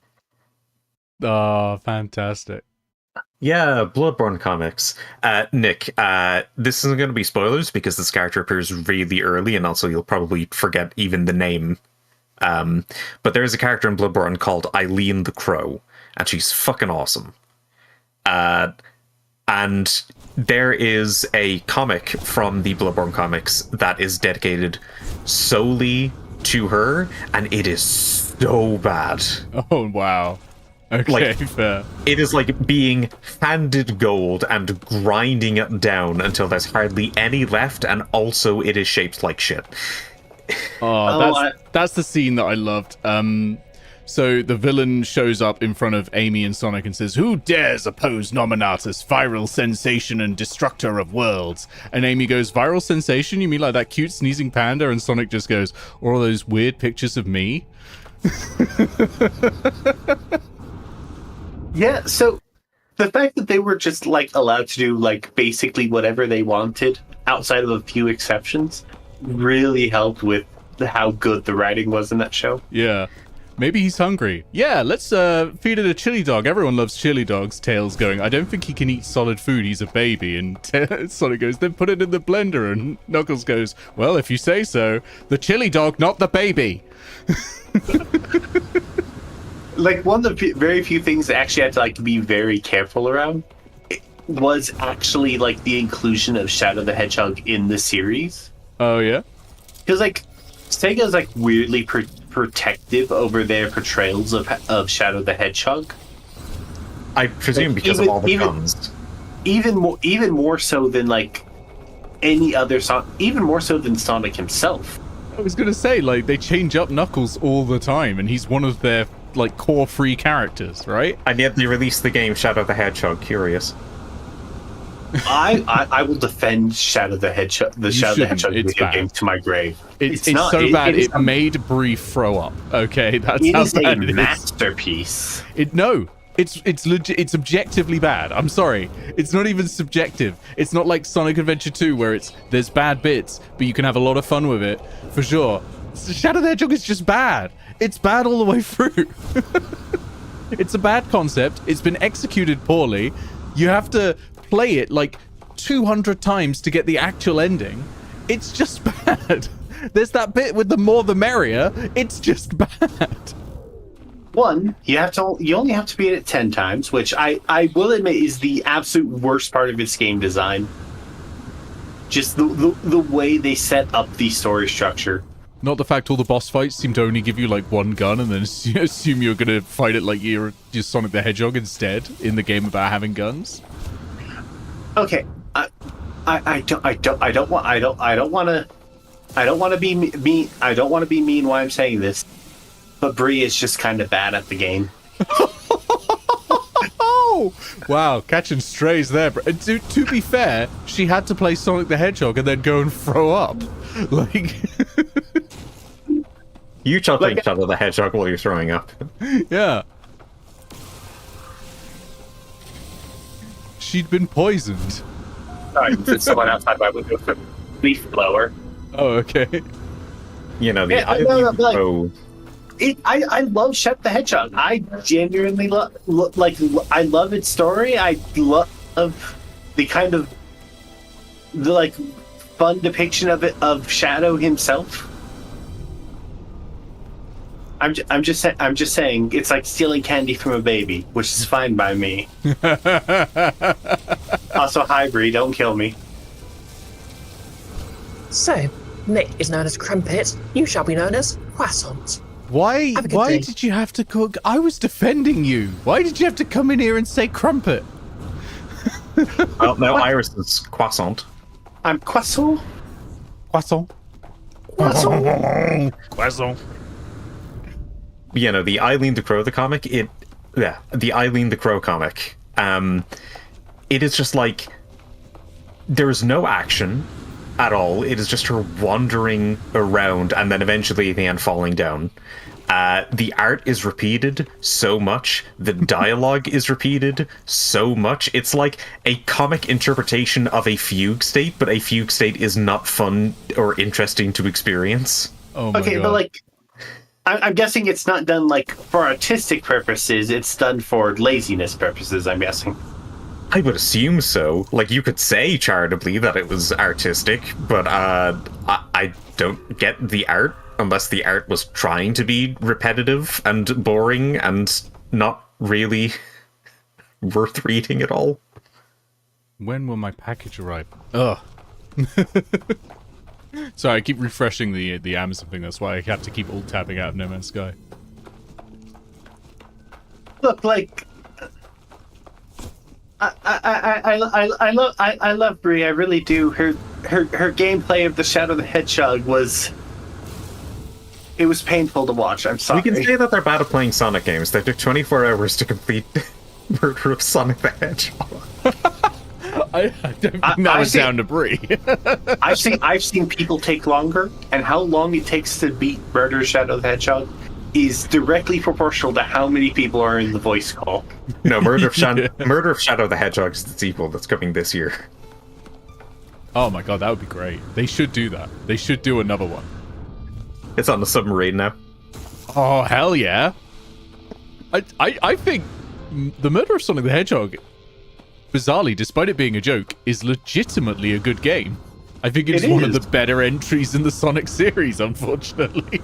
They need to give It was fun. It was low stakes. It had a very good characterization of its characters, So and we need it was fun play. It was fun playing as the train assistant. Yeah. So we need to let the Sonic media team write the Sonic games from now on. Yeah. I honestly wonder if they were the ones, like, liaising with the Sonic movie. I mean, also, you know what? You're right, Nick. That is a good idea, and Sega should pay me for it. Murder of Shadow the Hedgehog takes place on a submarine. It's pretty much the same thing, but now it's Shadow. Yep. Another great light scene from Sonic Boom. Sonic and Vector are in a bush looking through binoculars doing a stakeout. And Sonic says, "We've been waiting all day. Stakeouts are never like this on TV. There's usually 2 lines of dialogue and then they see their guy." And Vector turns to him and goes, "Yeah, well, life's not like TV." And then goes, "There he is." 2 lines of dialogue. Done. Basically, I'm never going to watch the film, the series. I'm just going to... Yeah, I'm just no, going to look I- at the best scenes. Yeah, Murder of Sonic the Hedgehog was written by a man by Ian Mulcher, not to be confused with Ian Flynn, who was another writer for Sonic as well. I rarely confuse people who have different surnames. They're both named Ian. Okay, fair. And he was the storyboard artist for the Sonic Mania Adventures, the shorts that Pixel brought up earlier. He was unfortunately involved with the Team Sonic Racing series, which I will never forgive anyone who worked on that game for. What was the name of the antagonist in that again? I don't care. See, Team Sonic Racing is a 3v3 Sonic racing game. Yeah. Ian Fleming wrote Sonic, says Talia. There it is. Ian Flynn. Not to be confused. In the past, they had another 3v3 Sonic racing game called... No. 3v3 Sonic Racing. Called Sonic Riders. You know what? Maybe they didn't need this many Sonic Racing games. They could have just had one series. They tried... The reason there are so many is that they tried so many times to get a Sonic Racing game off the ground. Sonic Riders was the first time it succeeded. But yeah, Sonic Riders was a 3v3 Sonic Racing game where you were racing on flying skateboards, basically. Okay. Oh, that's the one with the iguana, right? I feel like one of the villains is an is that iguana. the Connect one? No, the villains, or at least the rival team of that series, were a group of people called the Babylon Rogues. That's it. Sorry. Yep. No. For some reason, I was mixing up Lyric from Sonic Boom, who is an iguana. Yeah, they were.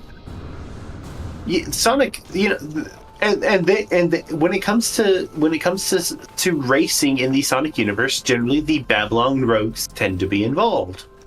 You know, they were the main villain team for their 3v3 Sonic racing game. Guess who was never introduced in the Team Sonic Racing series? I mean, The 3v3 racing games. Omo Chow. I mean, Omo Chow's in there. Oh, fantastic! The Despite the medical Babylon- malpractice. The Babylon Rogues aren't, and it makes me so mad. You made them specifically for this type of game. yeah, unfortunately, that game was connected to the Kinect. Only the third game was, and nobody played that game. The first two were actually very well received. Look, I'm not sure why you're angry that the Babylon Rogues, that's why. I'm not sure why you're angry that the Babylon Rogues aren't included in Team Sonic Racing. You have the charismatic character of Dodon Pa. Is that like a Dodongo? Nope. Wow. Think a short, stout Eggman, but he's also, I think, like a cat. That sounds awful. He's got a belt buckle that looks like the front of a car. And his shoes curl up in a really annoying way. Not even playable in the game?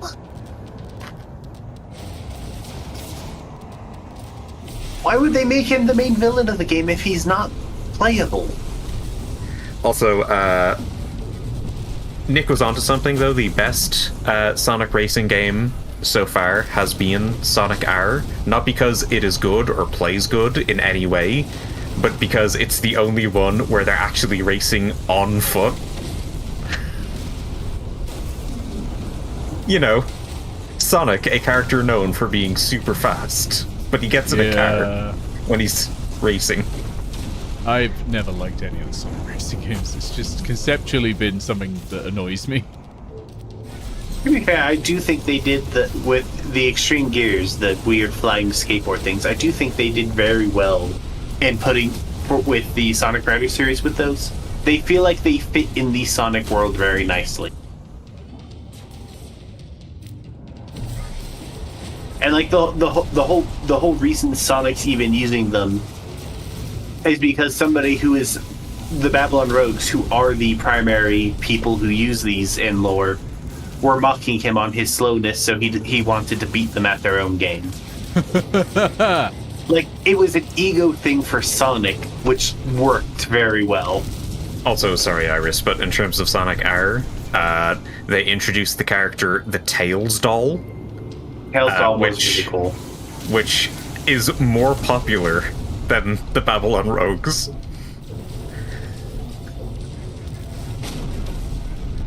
I don't think that's true. I think it might be. More people know about the Tails doll than the Babylon Rogues. I've never heard of the Tails doll, and I have heard of Babylon Rogues. I was just thinking... Checkmate! You've just heard about the Babylon Rogues. No, I'd heard about them before. I just had the wrong person in my head on a different matter. So checkmate, I win. Nick is not the internet. Yeah, I am. I disagree. I'm on the internet right now, Pixel. No, okay, Pixel, I get on the internet, and Nick is there. Therefore, Nick is the internet. Yep. Can't seem to do any fucking damage this Raider. I'm just gonna leave it. Bree has heard of the Tails doll, but not the Babylon Rogues before just now. Yeah, but Bree has heard a very unique subset of Sonic lore. Thanks to her two Sonic experiences being the murder of Sonic the Hedgehog and Shadow the Hedgehog, and me talking endlessly about what I found in the Sonic fandom wiki now. Okay, look. I think this whole argument is all for naught. We can have both the Babylon Rogues and the Tails doll. After all, you know what they say. The more the merrier. Like, Bree knows about Dr. Don't, and I think most people who have not watched me on her stream, would not know about Dr. Don't, unless they were huge fans of Sonic Prime.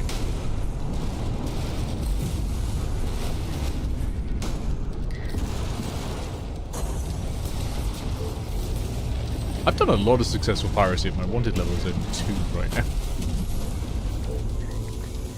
Gosh, the police are slacking. Yeah. They got no budget. In terms of Sonic Adventure being a bad game, I've seen some people say, like, one of the reasons for that might be because Sonic tried to follow along the footsteps of Mario across its, like, 2D run. And then when it came to 3D, they... Yeah, no... I don't think that's particularly fair, because I think Sonic Adventure and Mario 64 are extremely different. I think Sonic definitely was trying to copy Mario in the 2D style edition. No, that's entirely the point. Like, the reason that the Sonic 3D games haven't been as successful is because they stopped copying Mario as much. I think it's because going fast is a really difficult thing to make your core identity out of, especially in... Well, it was bad in 2D, it's also bad in 3D. I mean, like, if we're just, like, going down to, like, character movement speed, Sonic was actually slower than Mario in both of their respective games. But they were good at making Sonic feel fast, because, one, the camera is much more zoomed into Sonic. Yeah. There was also a lot of good animation to make it look fast, compared to Mario. Yeah, and the stages were built to make things flow very nicely, so it gave that sense of speed that wasn't really there. Well, also for the longest time for Sonic 3D games, like it was 3D technically. Damn but it, also Doctor it was Don't is what mice shout at Nick. Fuck off. Welcome in, Mum Plays Minecraft. Yeah, no, Sonic had like a very rough transition into 3D. Yeah. like Mario started 3D, and it was this kind of like, not strictly speaking an open world affair, but it was pretty open world. I actually think that copying that is what ruined Sonic Adventure 1. Like, it did not need a hub world. It did not need moving around and doing all that. Just go to the next level.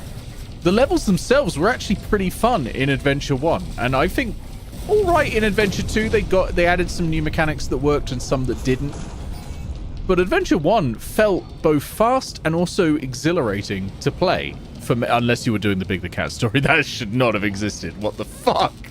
But, you know, in general, really fast and exhilarating on the Sonic mode.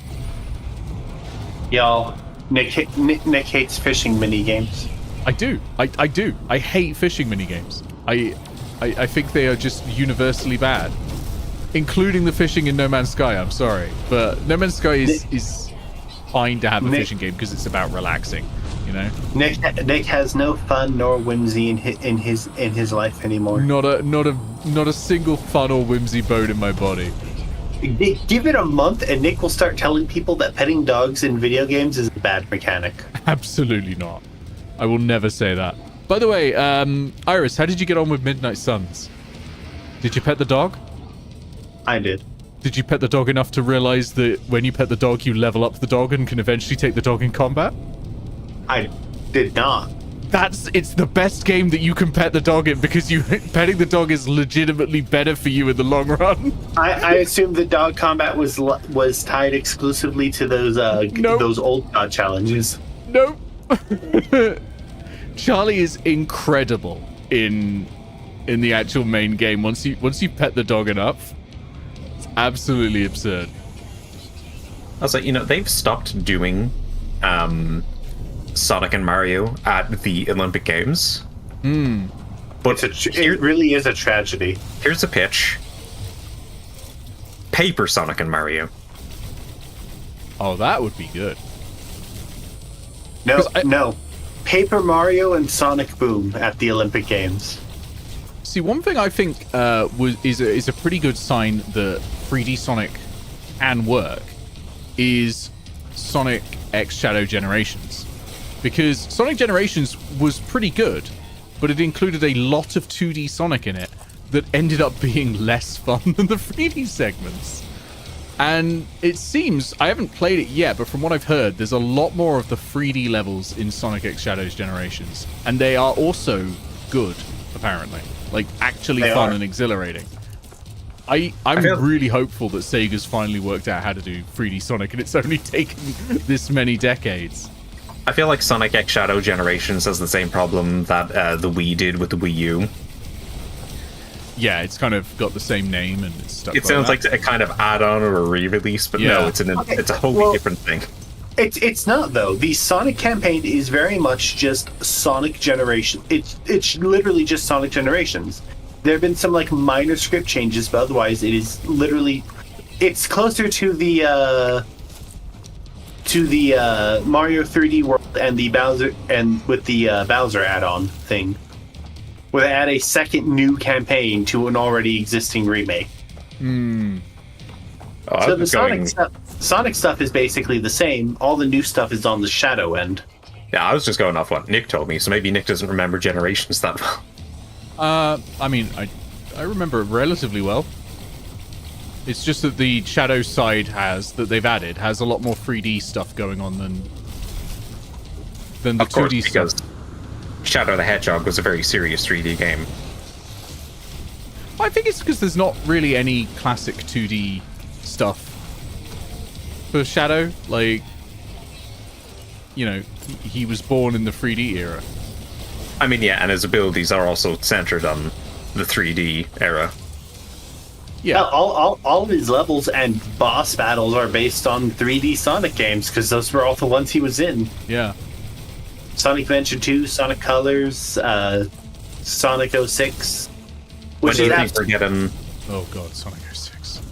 When do you think we're getting Sonic X Silver generations? Never. Okay, here's a weird thing about Sonic 06. Like, even in the lore of Sonic 06 never happened. Yeah. The only remnants of Sonic 06 ever happening is Silver the Hedgehog's continued present. But at the end of Sonic 06, much they to my literally... eternal chagrin.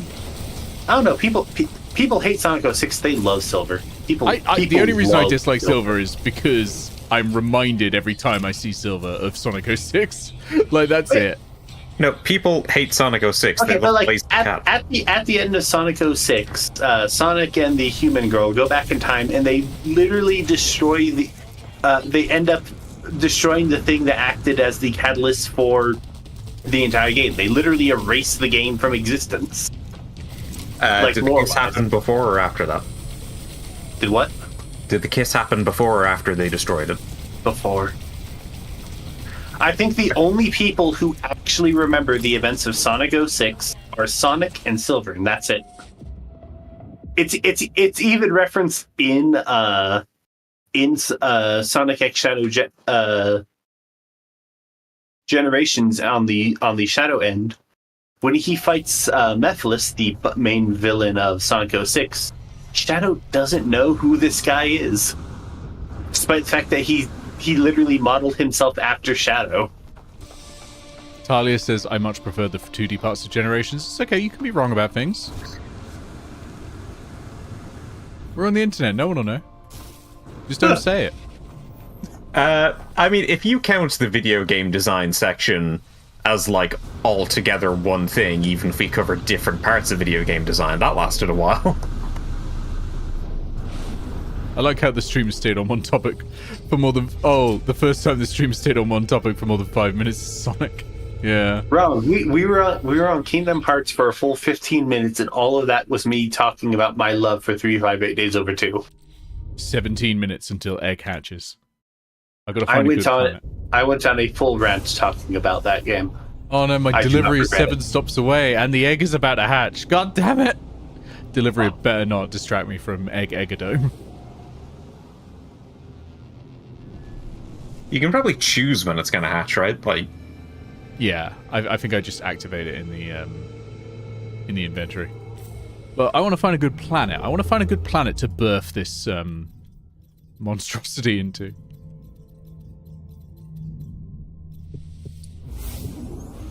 Hey Jonas, how you doing? Nick's in space. Yes, absolutely.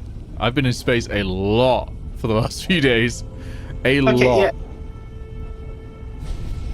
Okay, yeah, but like functionally outside of Sonic and Silver's perspective, their memory, outside of that, for everyone else functionally, that game never happened. If you go through anyone else's perspective through the Sonic timeline, you will never see anything that happens in 06. yes, but the important thing is that everyone who is a real person remembers it. And that's the tragedy. I don't think Elise so remembers it. No, I mean... Pixel means us. Us. Oh.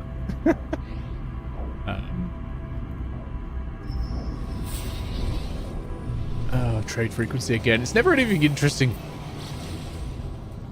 Yeah, but like it's very interesting in Generations because like Shadow fights Mephiles, but Shadow has no idea who this guy is. Honestly, good choice, Jonas. I don't remember anything Sonic related. It's safer. Yeah, absolutely. How bad is it that you're watching this at 2 a.m., Shibidor? I don't know. You've certainly made some choices to listen to us waffle about Sonic the Hedgehog for what has got to have been an hour at this point. I will be perfectly honest. I was initially like an hour into your stream, originally planning to like start my stream and start playing Xenosaga. Oh yeah, But then like I decided to join in on the voice call so I could rant about 358 Days Over 2 because it was relevant. Because it was relevant to the discussion, and I love that game. And now I'm probably just going to stream tomorrow. If you enjoy hearing Nick waffle about Sonic, be sure to check out Nick and Goggles and Bree's Murder of Sonic the Hedgehog playthrough. it goes on for over 24 hours. It does.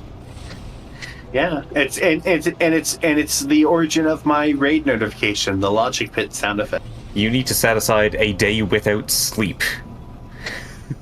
Yeah. Here we go. This is a beautiful place to birth a monstrosity. I mean, there are breaks in the gameplay where between every dialogue box there is 10 minutes of dialogue between the three of them. Okay, here's the thing. If you want to watch somebody go through a visual novel and just not make any progress in that visual novel, watch Nick, Bree, and Goggles play any visual novel. It's true. We're so bad at playing games. I don't think they're past the first Ace Attorney game yet. No. When did you We will start? be continuing that. We will. It's planned for after Daltown. Once we finish the Roger route in Daltown, I'm going to save hack Ace Attorney on my own PC so that I can run it. To save Goggles the effort, and we'll be continuing. I got a long jaw snapper. We're fishing, everyone. All I'm saying is that, like, in 8 years, when you finally finish the original trilogy, Ace Attorney trilogy, and you get to Ace Attorney 4, I only ask to be present for that game because it is my favorite one of my favorite games. They're saving Goggles the effort of streaming it. My baby boy Apollo Justice is in that game.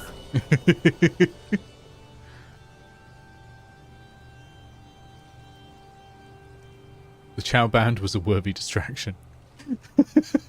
A lot of people like really hate Ace Attorney 4, and I disagree. I think it is absolutely the best game in the series for multiple reasons. None of How which many we'll go Minecraft into mods because have you all they. had active at once. I can't go into it. I'm in a voice call with somebody who's currently slowly playing through the game series. It's currently slowly playing through the first game.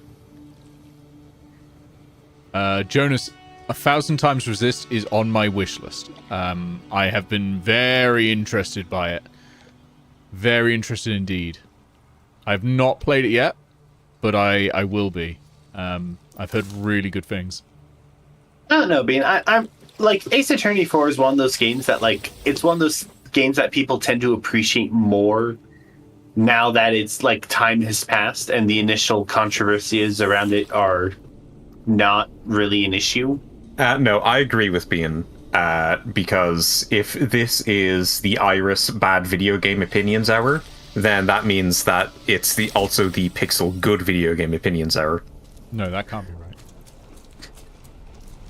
Look, I'm sorry. We only have room for one person with bad video game takes, and we have Nick right here with his lore versus story discourse. No, you can't be bringing that up all of a sudden. Look, how many of you regularly read the Silmarillion? No one. No one enjoys reading the Silmarillion. Do you know why? It's lore.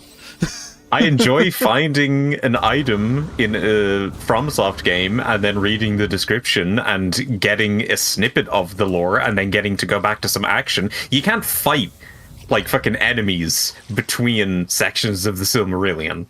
Bree, I will go to your house and murder you for saying that Chadley is good. Okay, like that's like, I can understand people have differing opinions about whether lore is good storytelling or whether the Elden Ring games have good storytelling. I can understand that they can have different opinions on this, okay? I was going to say there's only one Elden Ring game, can have and they've a announced different a fucking other one, didn't they? No one can have a different opinion about Chadley. It is objectively horrible. It is anathema to everything the game is about, and it is shoehorned in. Wait, what? Why do you hate? Why do you hate Chadley? All he wants to do is help you develop new materia. Chadley is awful. The joke here is like there's a materia salesman who does all the like arena stuff in the Final Fantasy VII remake games, and his name is Chadley.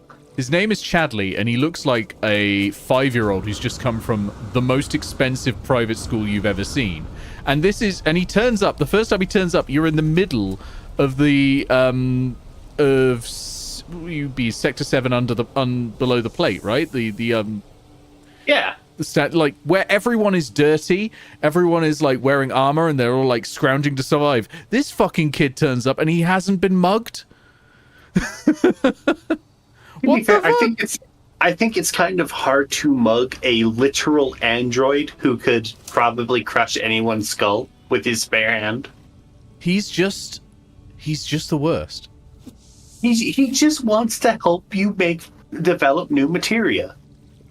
No, he's awful.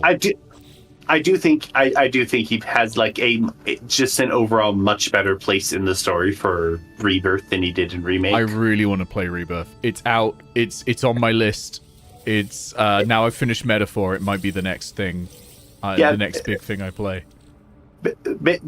Basically, well, he does still kind of play the same role as he did in the last game, like helping you with like getting summon materia and having some unique boss fights.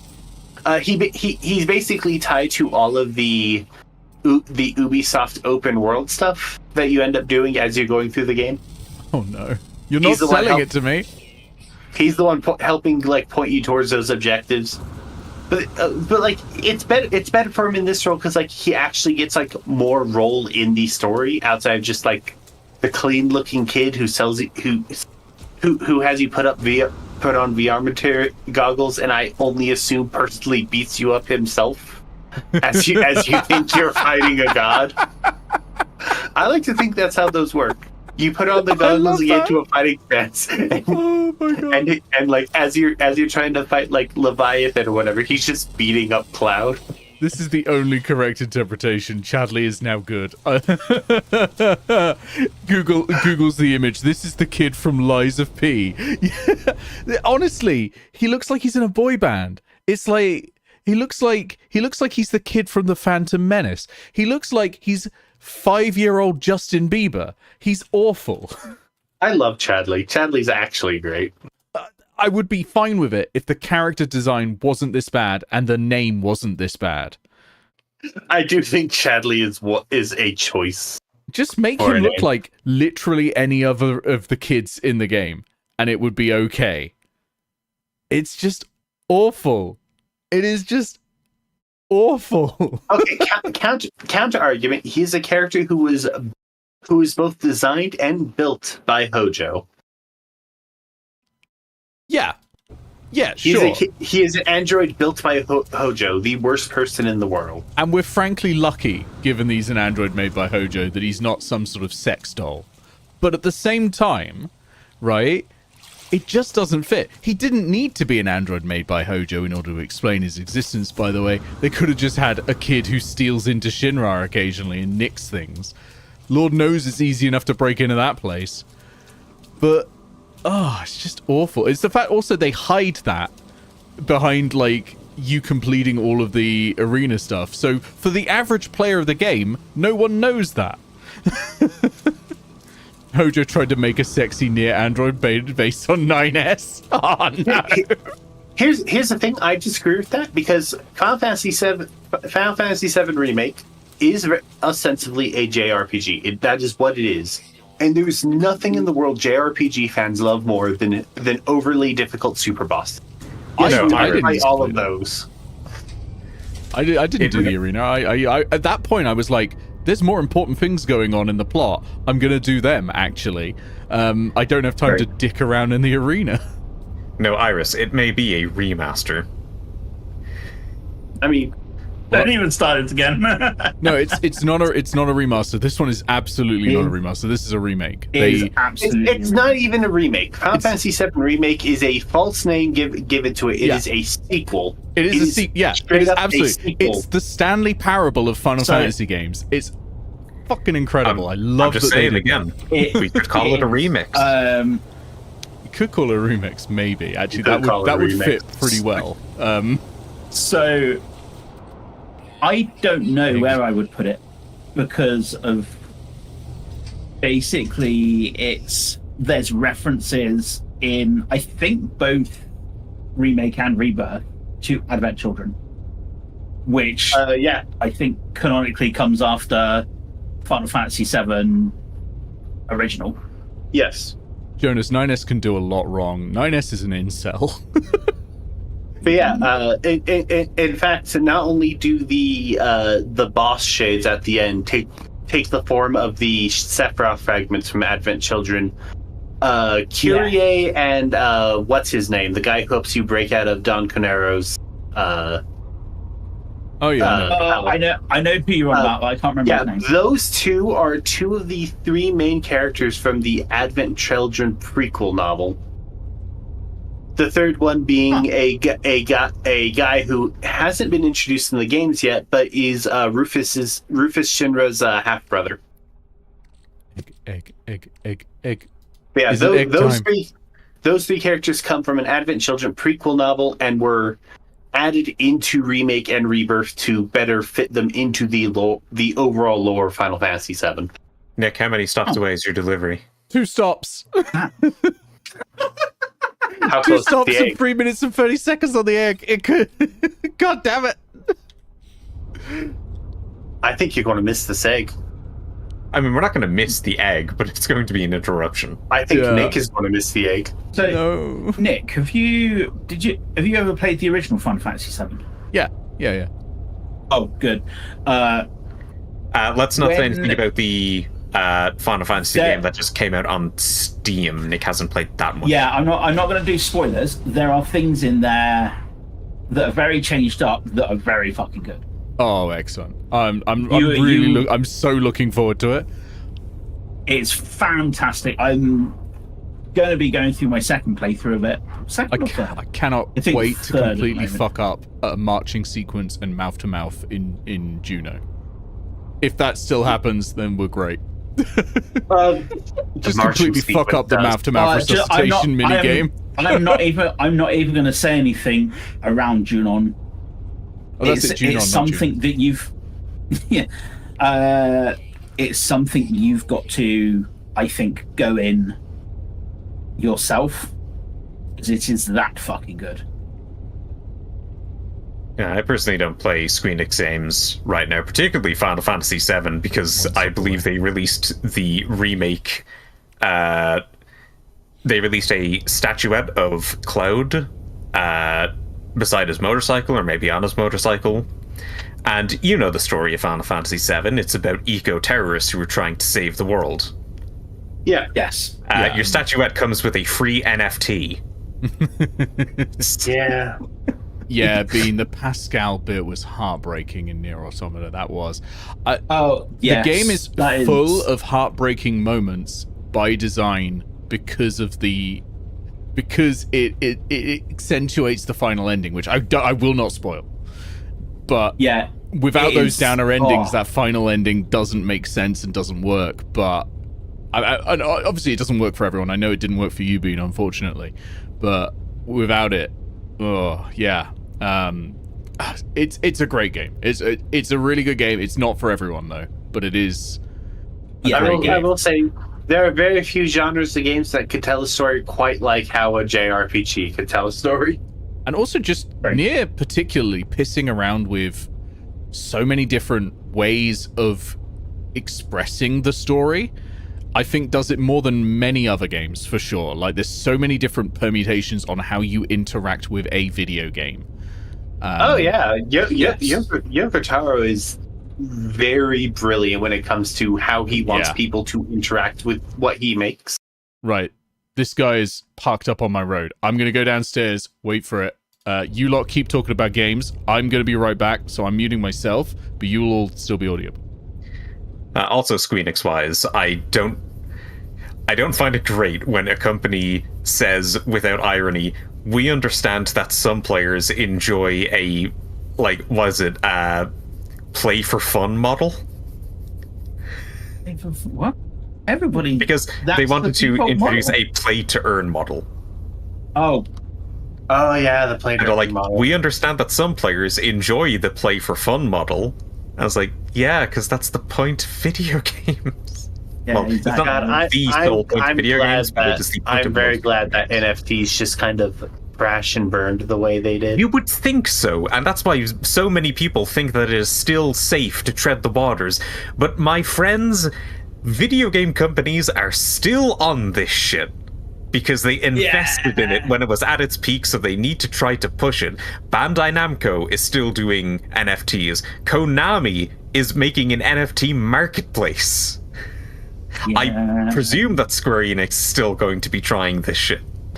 Oh God! Speaking of NFTs, I should wait till Nick is back, because I need to tell you about the tragedy that is the video game Dauntless.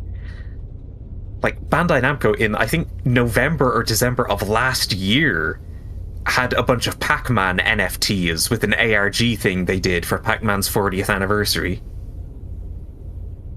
40th or 45th anniversary. The answer to why they're doing NFTs at all is because companies are desperate to try to find a way to make profits out of literal nothing. No work and no effort on their part, infinite money. A lot of companies, especially video game companies, invest heavily in NFTs because they were sold in by venture capitalists who used a lot of flowery language and a lot of hiding the fact that it was a literal pyramid scheme to get them on board. And now, because they've invested so much into it, they need to try and push it so that all of the money that they put into it is not complete loss. They were left holding the suitcase.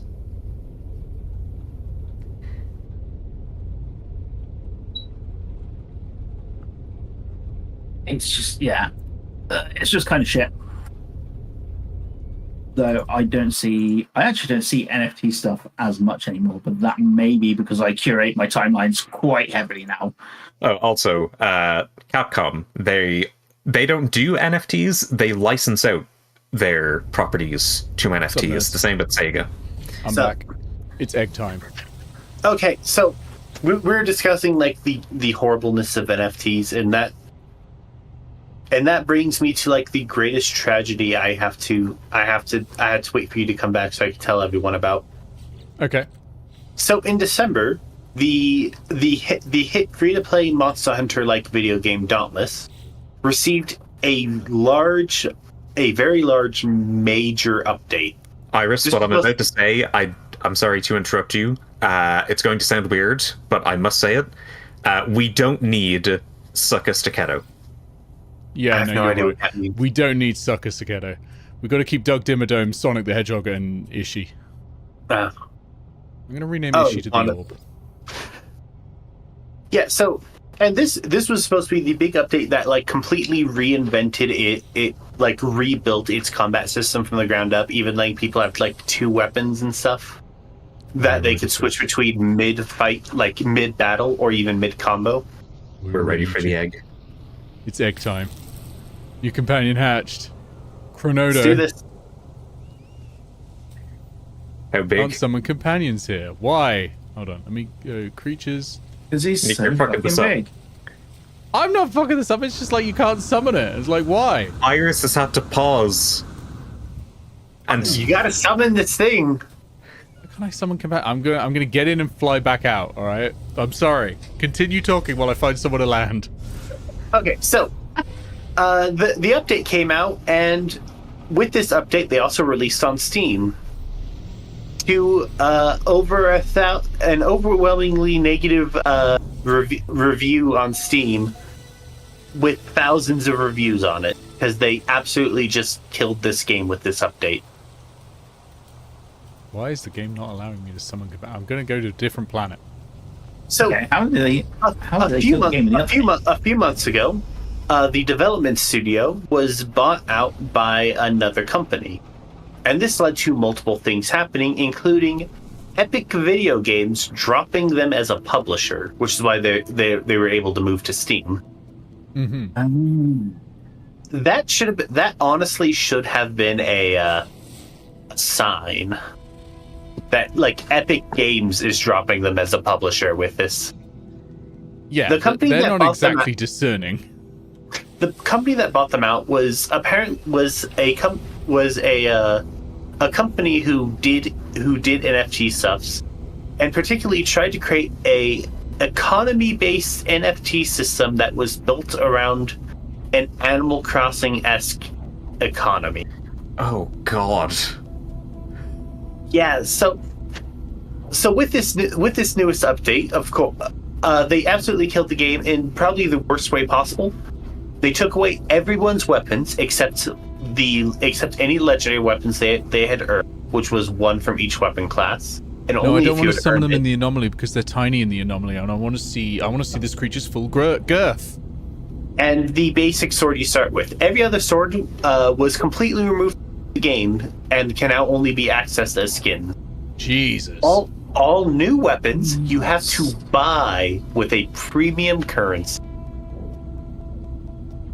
Jesus. I think I played that a bit when it first came out. Like, so I remember at least, I think me and you, Nick, doing a couple of games of that. And it was like, oh my God, we it did, was quite didn't we?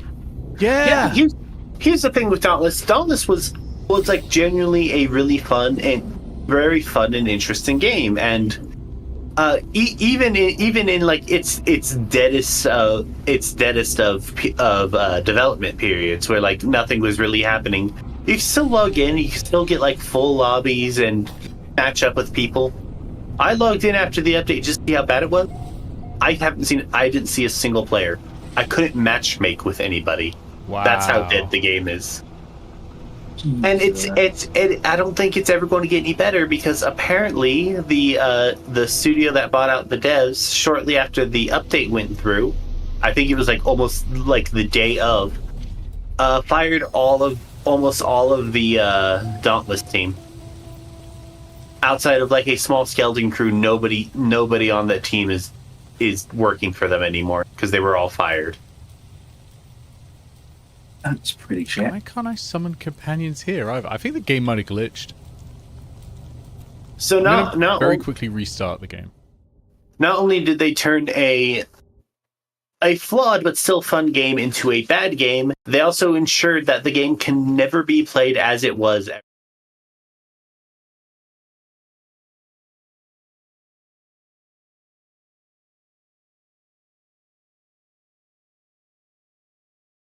Oh, there's a No Man's Sky update.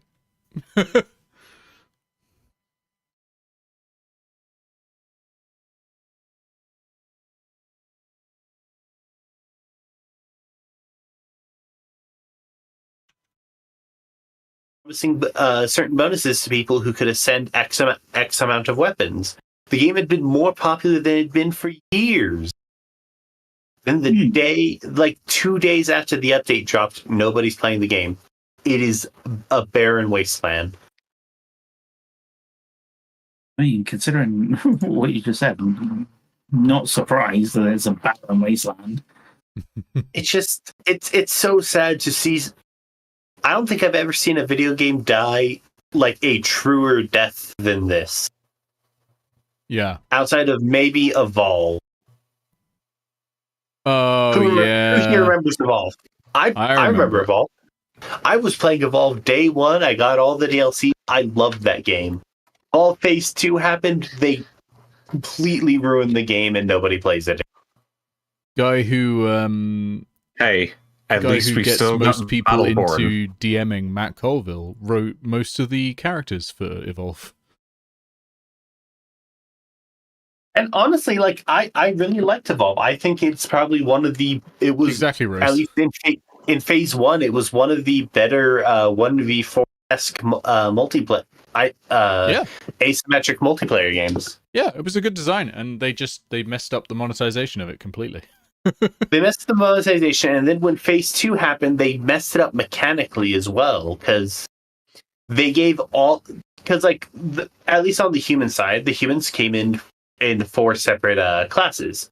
There was the assault character, who was primarily DPS. There was the healer. There's the tracker, and there was the trapper.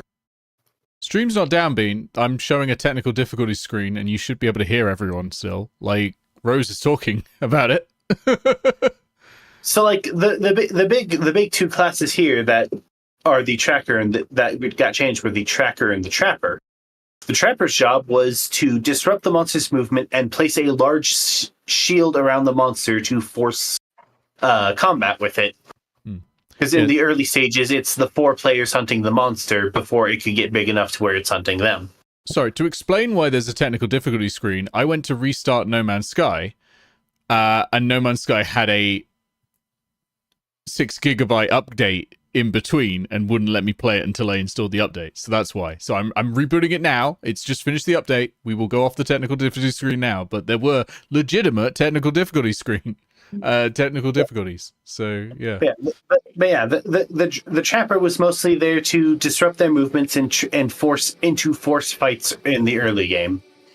And the tracker's job, every one of the tracker characters had a unique way of hunting down the monster, of finding where the monster was and hunting it down for the team. Voices dropped out when that started because I forgot I had the Discord thing on there. Question, how fast is my internet? Fast. It's relatively fast. I upgraded it recently because they actually gave me a discount if I upgraded it. Compared to what I was normally paying. So it's now like £10 a month cheaper, but I'm now getting 4 times the speed I was getting before. Nice. I think it's 300 megabits per second down. No, 500 megabits per second down now. Is it time for the boy? It is time. So there's Sonic. The there's boy. Doug Dimmadome. There's our orb. Here's our new baby. The egg. That's a big egg. Oh my days. Oh. Oh god, that's Oh, I'm going- yeah. Tall boy. So I'm going to make the assumption that all of the Gravitino balls that you added, they only added like that one base modifier. I think They so. didn't stack. But I could get an egg from this one and do it again. Yeah. No, Leggy looked it up and apparently it does stack. So maybe I've just got to get loads and loads of Gravitino balls. But this is big. Like, let me grab the summon thing for Doug Dimmadome and we can compare heights. Stay further away so I can compare the height. God damn it. Doesn't help that Doug Dimmadome needed to be off the screen. Yeah, hold you on. need to back up so much to... Gestures, point. It'll go over there. Okay, right. We know from Doug that doesn't last long. It doesn't I'm have gonna get to. them next to each other. Oh, there's some heft. There's definitely a height difference. Look at that. Yeah. that So is, Doug goes up to lot of about height that. difference. The sort of the weird head bit. That's Yeah, that's it's Doug's max height. it's Well. 5'11" versus 6 foot. It's time to ride it. It is time to ride it. And see how fast it is. Oh yeah. But There we go. But the trackers, all of them had their own an interesting way of tracking the monster to find its position. He's so Uh, slow. Evolve Phase 2 dropped, and not only did they make it to where any character now, regardless of class, could drop the shield, making the trapper nearly useless. They also gave every single tracker a universal tracking option called the orbital satellite that just told everyone where the monster was. That doesn't seem... That's entirely the opposite of what the game was trying to be. What the And like you can only do this once every 2 minutes, but like those were slow games. Like a game of Evolve could go anywhere from 5 minutes to an hour. So I'm just Like, drinking in how confused it Jonas was- must be right now. It was a very slow paced game, and I think that was one of its strengths. So like you basically had the satellite up all the time, basically at that time scale. They fucked up. It Evolves so heavily, people refused to play Back for Blood when they released it. oh yeah. And that was actually good. I played it a reasonable amount. It was good. It was, it was a decent Left 4 Dead style game. And of course it would be because they were the team that made Left 4 Dead. I think the big issue with Back for Blood is like it was like just so weird. It was just like so generic that it just did nothing. It couldn't stand out from like any of its contemporaries. I liked the card system. The card system was a difference.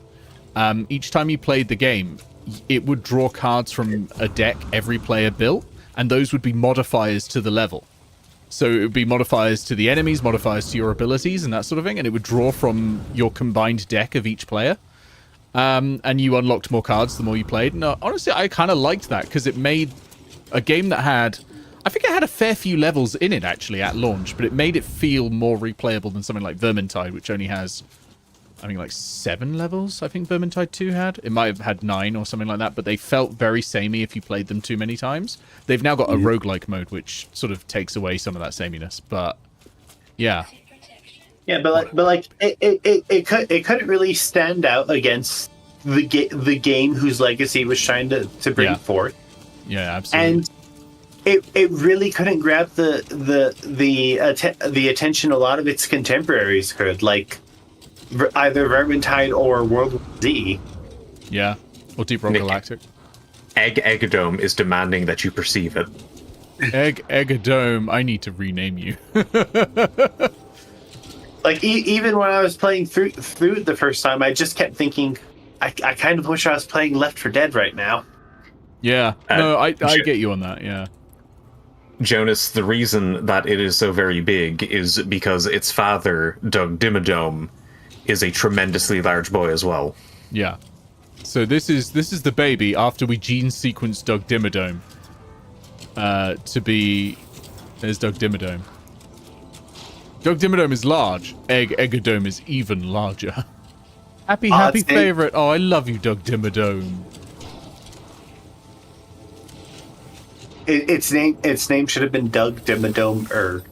Oh wait, no, yeah, that was the name. It was Eggadome while it was in the egg, and then we were going to call it Doug Dimmest Dome. Doug Dimmest Dome.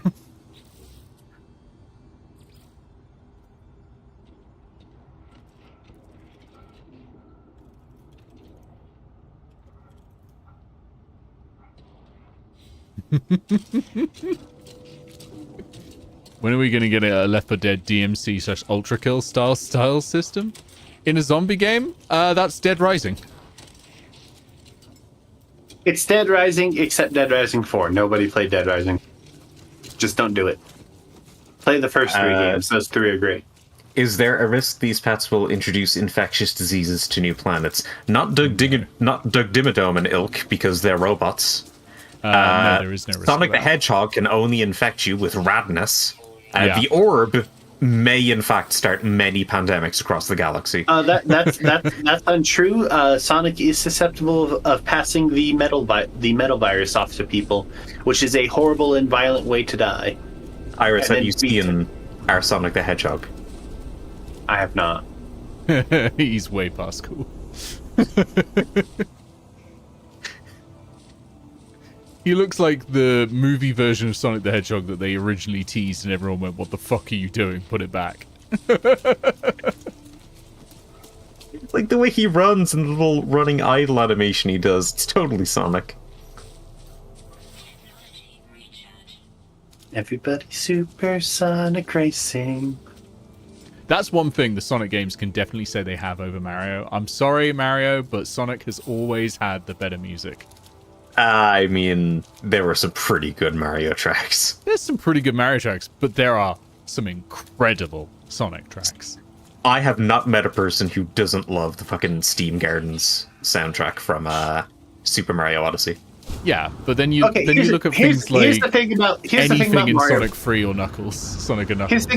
Here's the thing about Mario music. Outside of like the really popular songs from the early first games, I enjoy Mario music while I'm listening to it.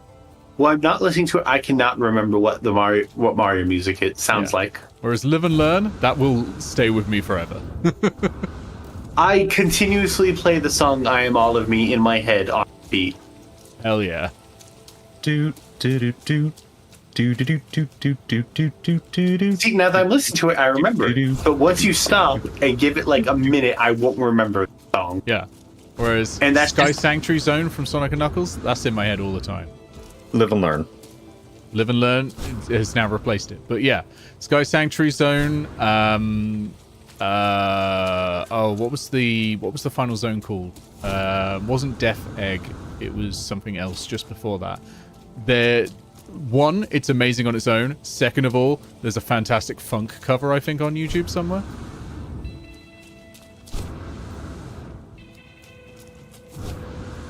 superior Italian mascot theme is JoJo's Bizarre Adventures Giorno's theme. Also, Sonic doesn't. Mario doesn't feel the need to add lyrics to all of its songs, but the one time that it did, everyone fucking remembered it. Oh, you mean Jump Up Superstar? I cannot now remember what that sounds like in my head. And not all of the Sonic songs have lyrics in, as like all the Sonic Not all 3 of them, but a ton of Sonic and Knuckles ones that are deeply memorable. And I think I have the same thing with Iris, where unless it is playing currently for me, I can't remember a retro piece of Sonic music. I can remember, like, the base Sonic theme is wedged in my head forever. I don't think that's ever leaving. But then you could say the same thing about, you know... Green Hill Mario. Zone, Chemical Plant Zone, Oh, yeah, and Chemical 11. Plant Zone's great.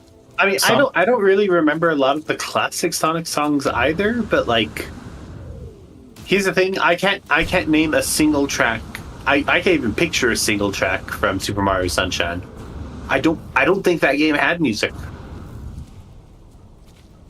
Yeah, I can sort of almost hear it in my head, but that's it. Like, I can't actually hear the song, whereas I can hear Sonic Adventure, and I played Galaxy a shitload, and more recently. It is not as memorable. Like, Sonic knocked it out of the park for when it came to music. What about Celeste soundtrack? I've still not played Celeste. I just know it's going to be a game that annoys me. Like, I I mean, hear it's it's got- wonderful, but it's precision platforms are not my thing. I mean, it's got plenty Okay, of but here's the accessibility thing. options that can help you adjust it to the level of difficulty that you want while still remaining not annoying. That's cool. Yeah. Still Celeste, not for me.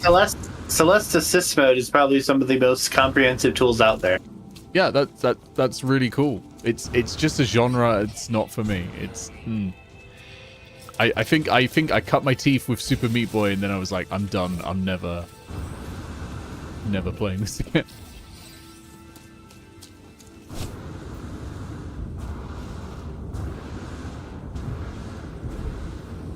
Yet another sin Edmund Macmillan has committed upon this world. Making Nick not like precision platformers. It's just it's I don't know. It makes me tense up and like genuinely hurts my hands after a while because like I get too invested in just try it again. I had the same issue with the final boss of Banjo-Kazooie. When I played it again with... It was Goggles, Leggy, and Tui, I think. We played it, technically, I think, on a randomizer, but I think the final boss was normal. And I completed the boss while they were going around trying to do all of the... I can't remember what the birds are called. They're not Flickies, that's Sonic, but the equivalent in Banjo-Kazooie.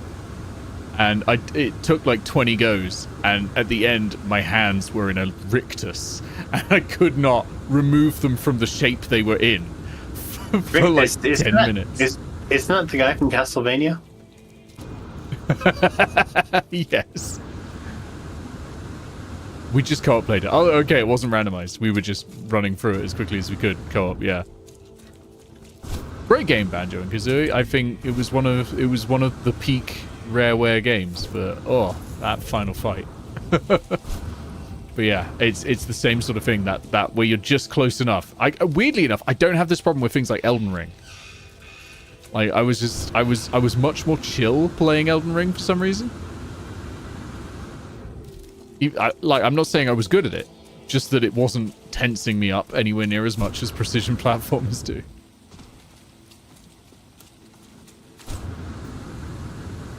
You want Richter Belmont to be played by Judge Reinhold in the live-action adaptation, a joke just for you. Oh shit, we're coming up to 4 o'clock, which is my hard stopping off point. Because I gotta take a phone call soon. But yeah. How dare phones exist? I know, right? We did everything we set out to do in this No Man's Sky stream, which I think is great. We've got Doug Dimmerstone now. And, you know, I did the Atlas Path. I've now finally completed that. I became God.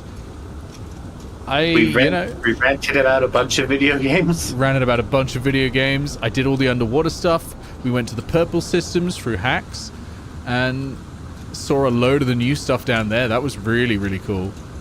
I've had a really good time with No Man's Sky this time around. It's been real nice. So before I go,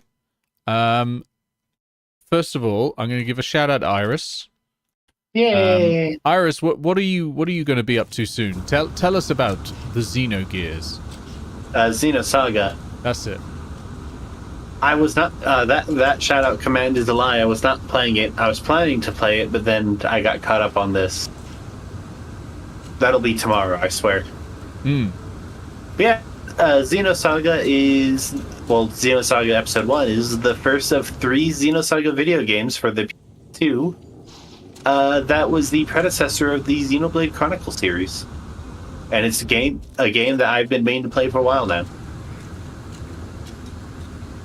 Nice. Yeah. Luke, what have you been up to lately? You got anything you want to shill? Luke's not here. Pixel, you want to shill anything? I was going to say, yeah, Luke has been getting up to stealthing through this conversation recently to the point I forgot he came into the channel. I mean, he's still in the channel, according to the activity icons. Yeah, no, I'm going to be killing you both on the 7th of February on this very channel at 7:30 Greenwich Mean Time. I disagree. I'd never lose. Okay, I just got to say, it's pronounced Greenwich. Okay, Greenwich Mean Time. Sorry.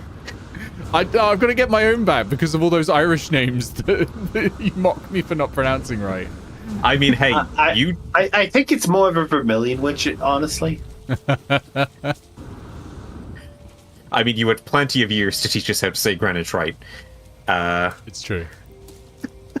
When you were burning the language. But no, yeah, the Tricons from Guild of Icons Adventures are going to the beach, and I'm sure absolutely nothing is going to happen that creates any kind of conflict or urgency or may kill any of our protagonists. That's worrying. Deeply worrying. It's gonna be fine. Fun day at the beach. They imported a bunch of sand just for everyone to relax, have fun. Deeply Lord worrying. Icon's beach episode. That sounds Our second one. Deeply worrying. second beach episode. I set a really bad precedent for beach episodes. Also, I think it's cutoff time. I think you gotta get off. Yeah, it's cut off time. I gotta go. I got a phone call coming in. As for me, but outside if you've of been the watching since the beginning, we got to the final drop. Yep, well done. You should all have your drops. I'm going to be on Bree's channel tomorrow, 7:30 p.m. for Nordmark, continuing the Guinness Pig quest line. It's my last Nordmark quest that I'm playing in, for now anyway. So that's going to be really good fun. My character's voice is essentially Shadow the Hedgehog. And otherwise, I don't have anything else on this week, so I'm going to chill because I don't know if you know this, but I've streamed a lot of No Man's Sky over the last few days, and I probably need to relax. So that's going to be me. Have a wonderful evening, everyone, when you get to it, or if it is already evening. I hope you've all enjoyed the drops. I hope you've all enjoyed the No Man's Sky update. I certainly have. This has been absolutely fantastic. And if you've been watching and have been claiming the drops, maybe hit follow if you like the sheer amount of shit we've been chatting. But if not, don't. Just go away. Leave. Leave. We don't just talk about Sonic the Hedgehog and Kingdom Hearts. We also try to be funny sometimes. Yeah. Too hard. We try too hard. Anyway, I'm disconnected from the call because I've got a phone call coming. Bye, Discord. Bye-bye, and Thanks, Mouse. Okay, and bye, Twitch chat. I'm just leaving straight away now because it's past time. So, bye-bye.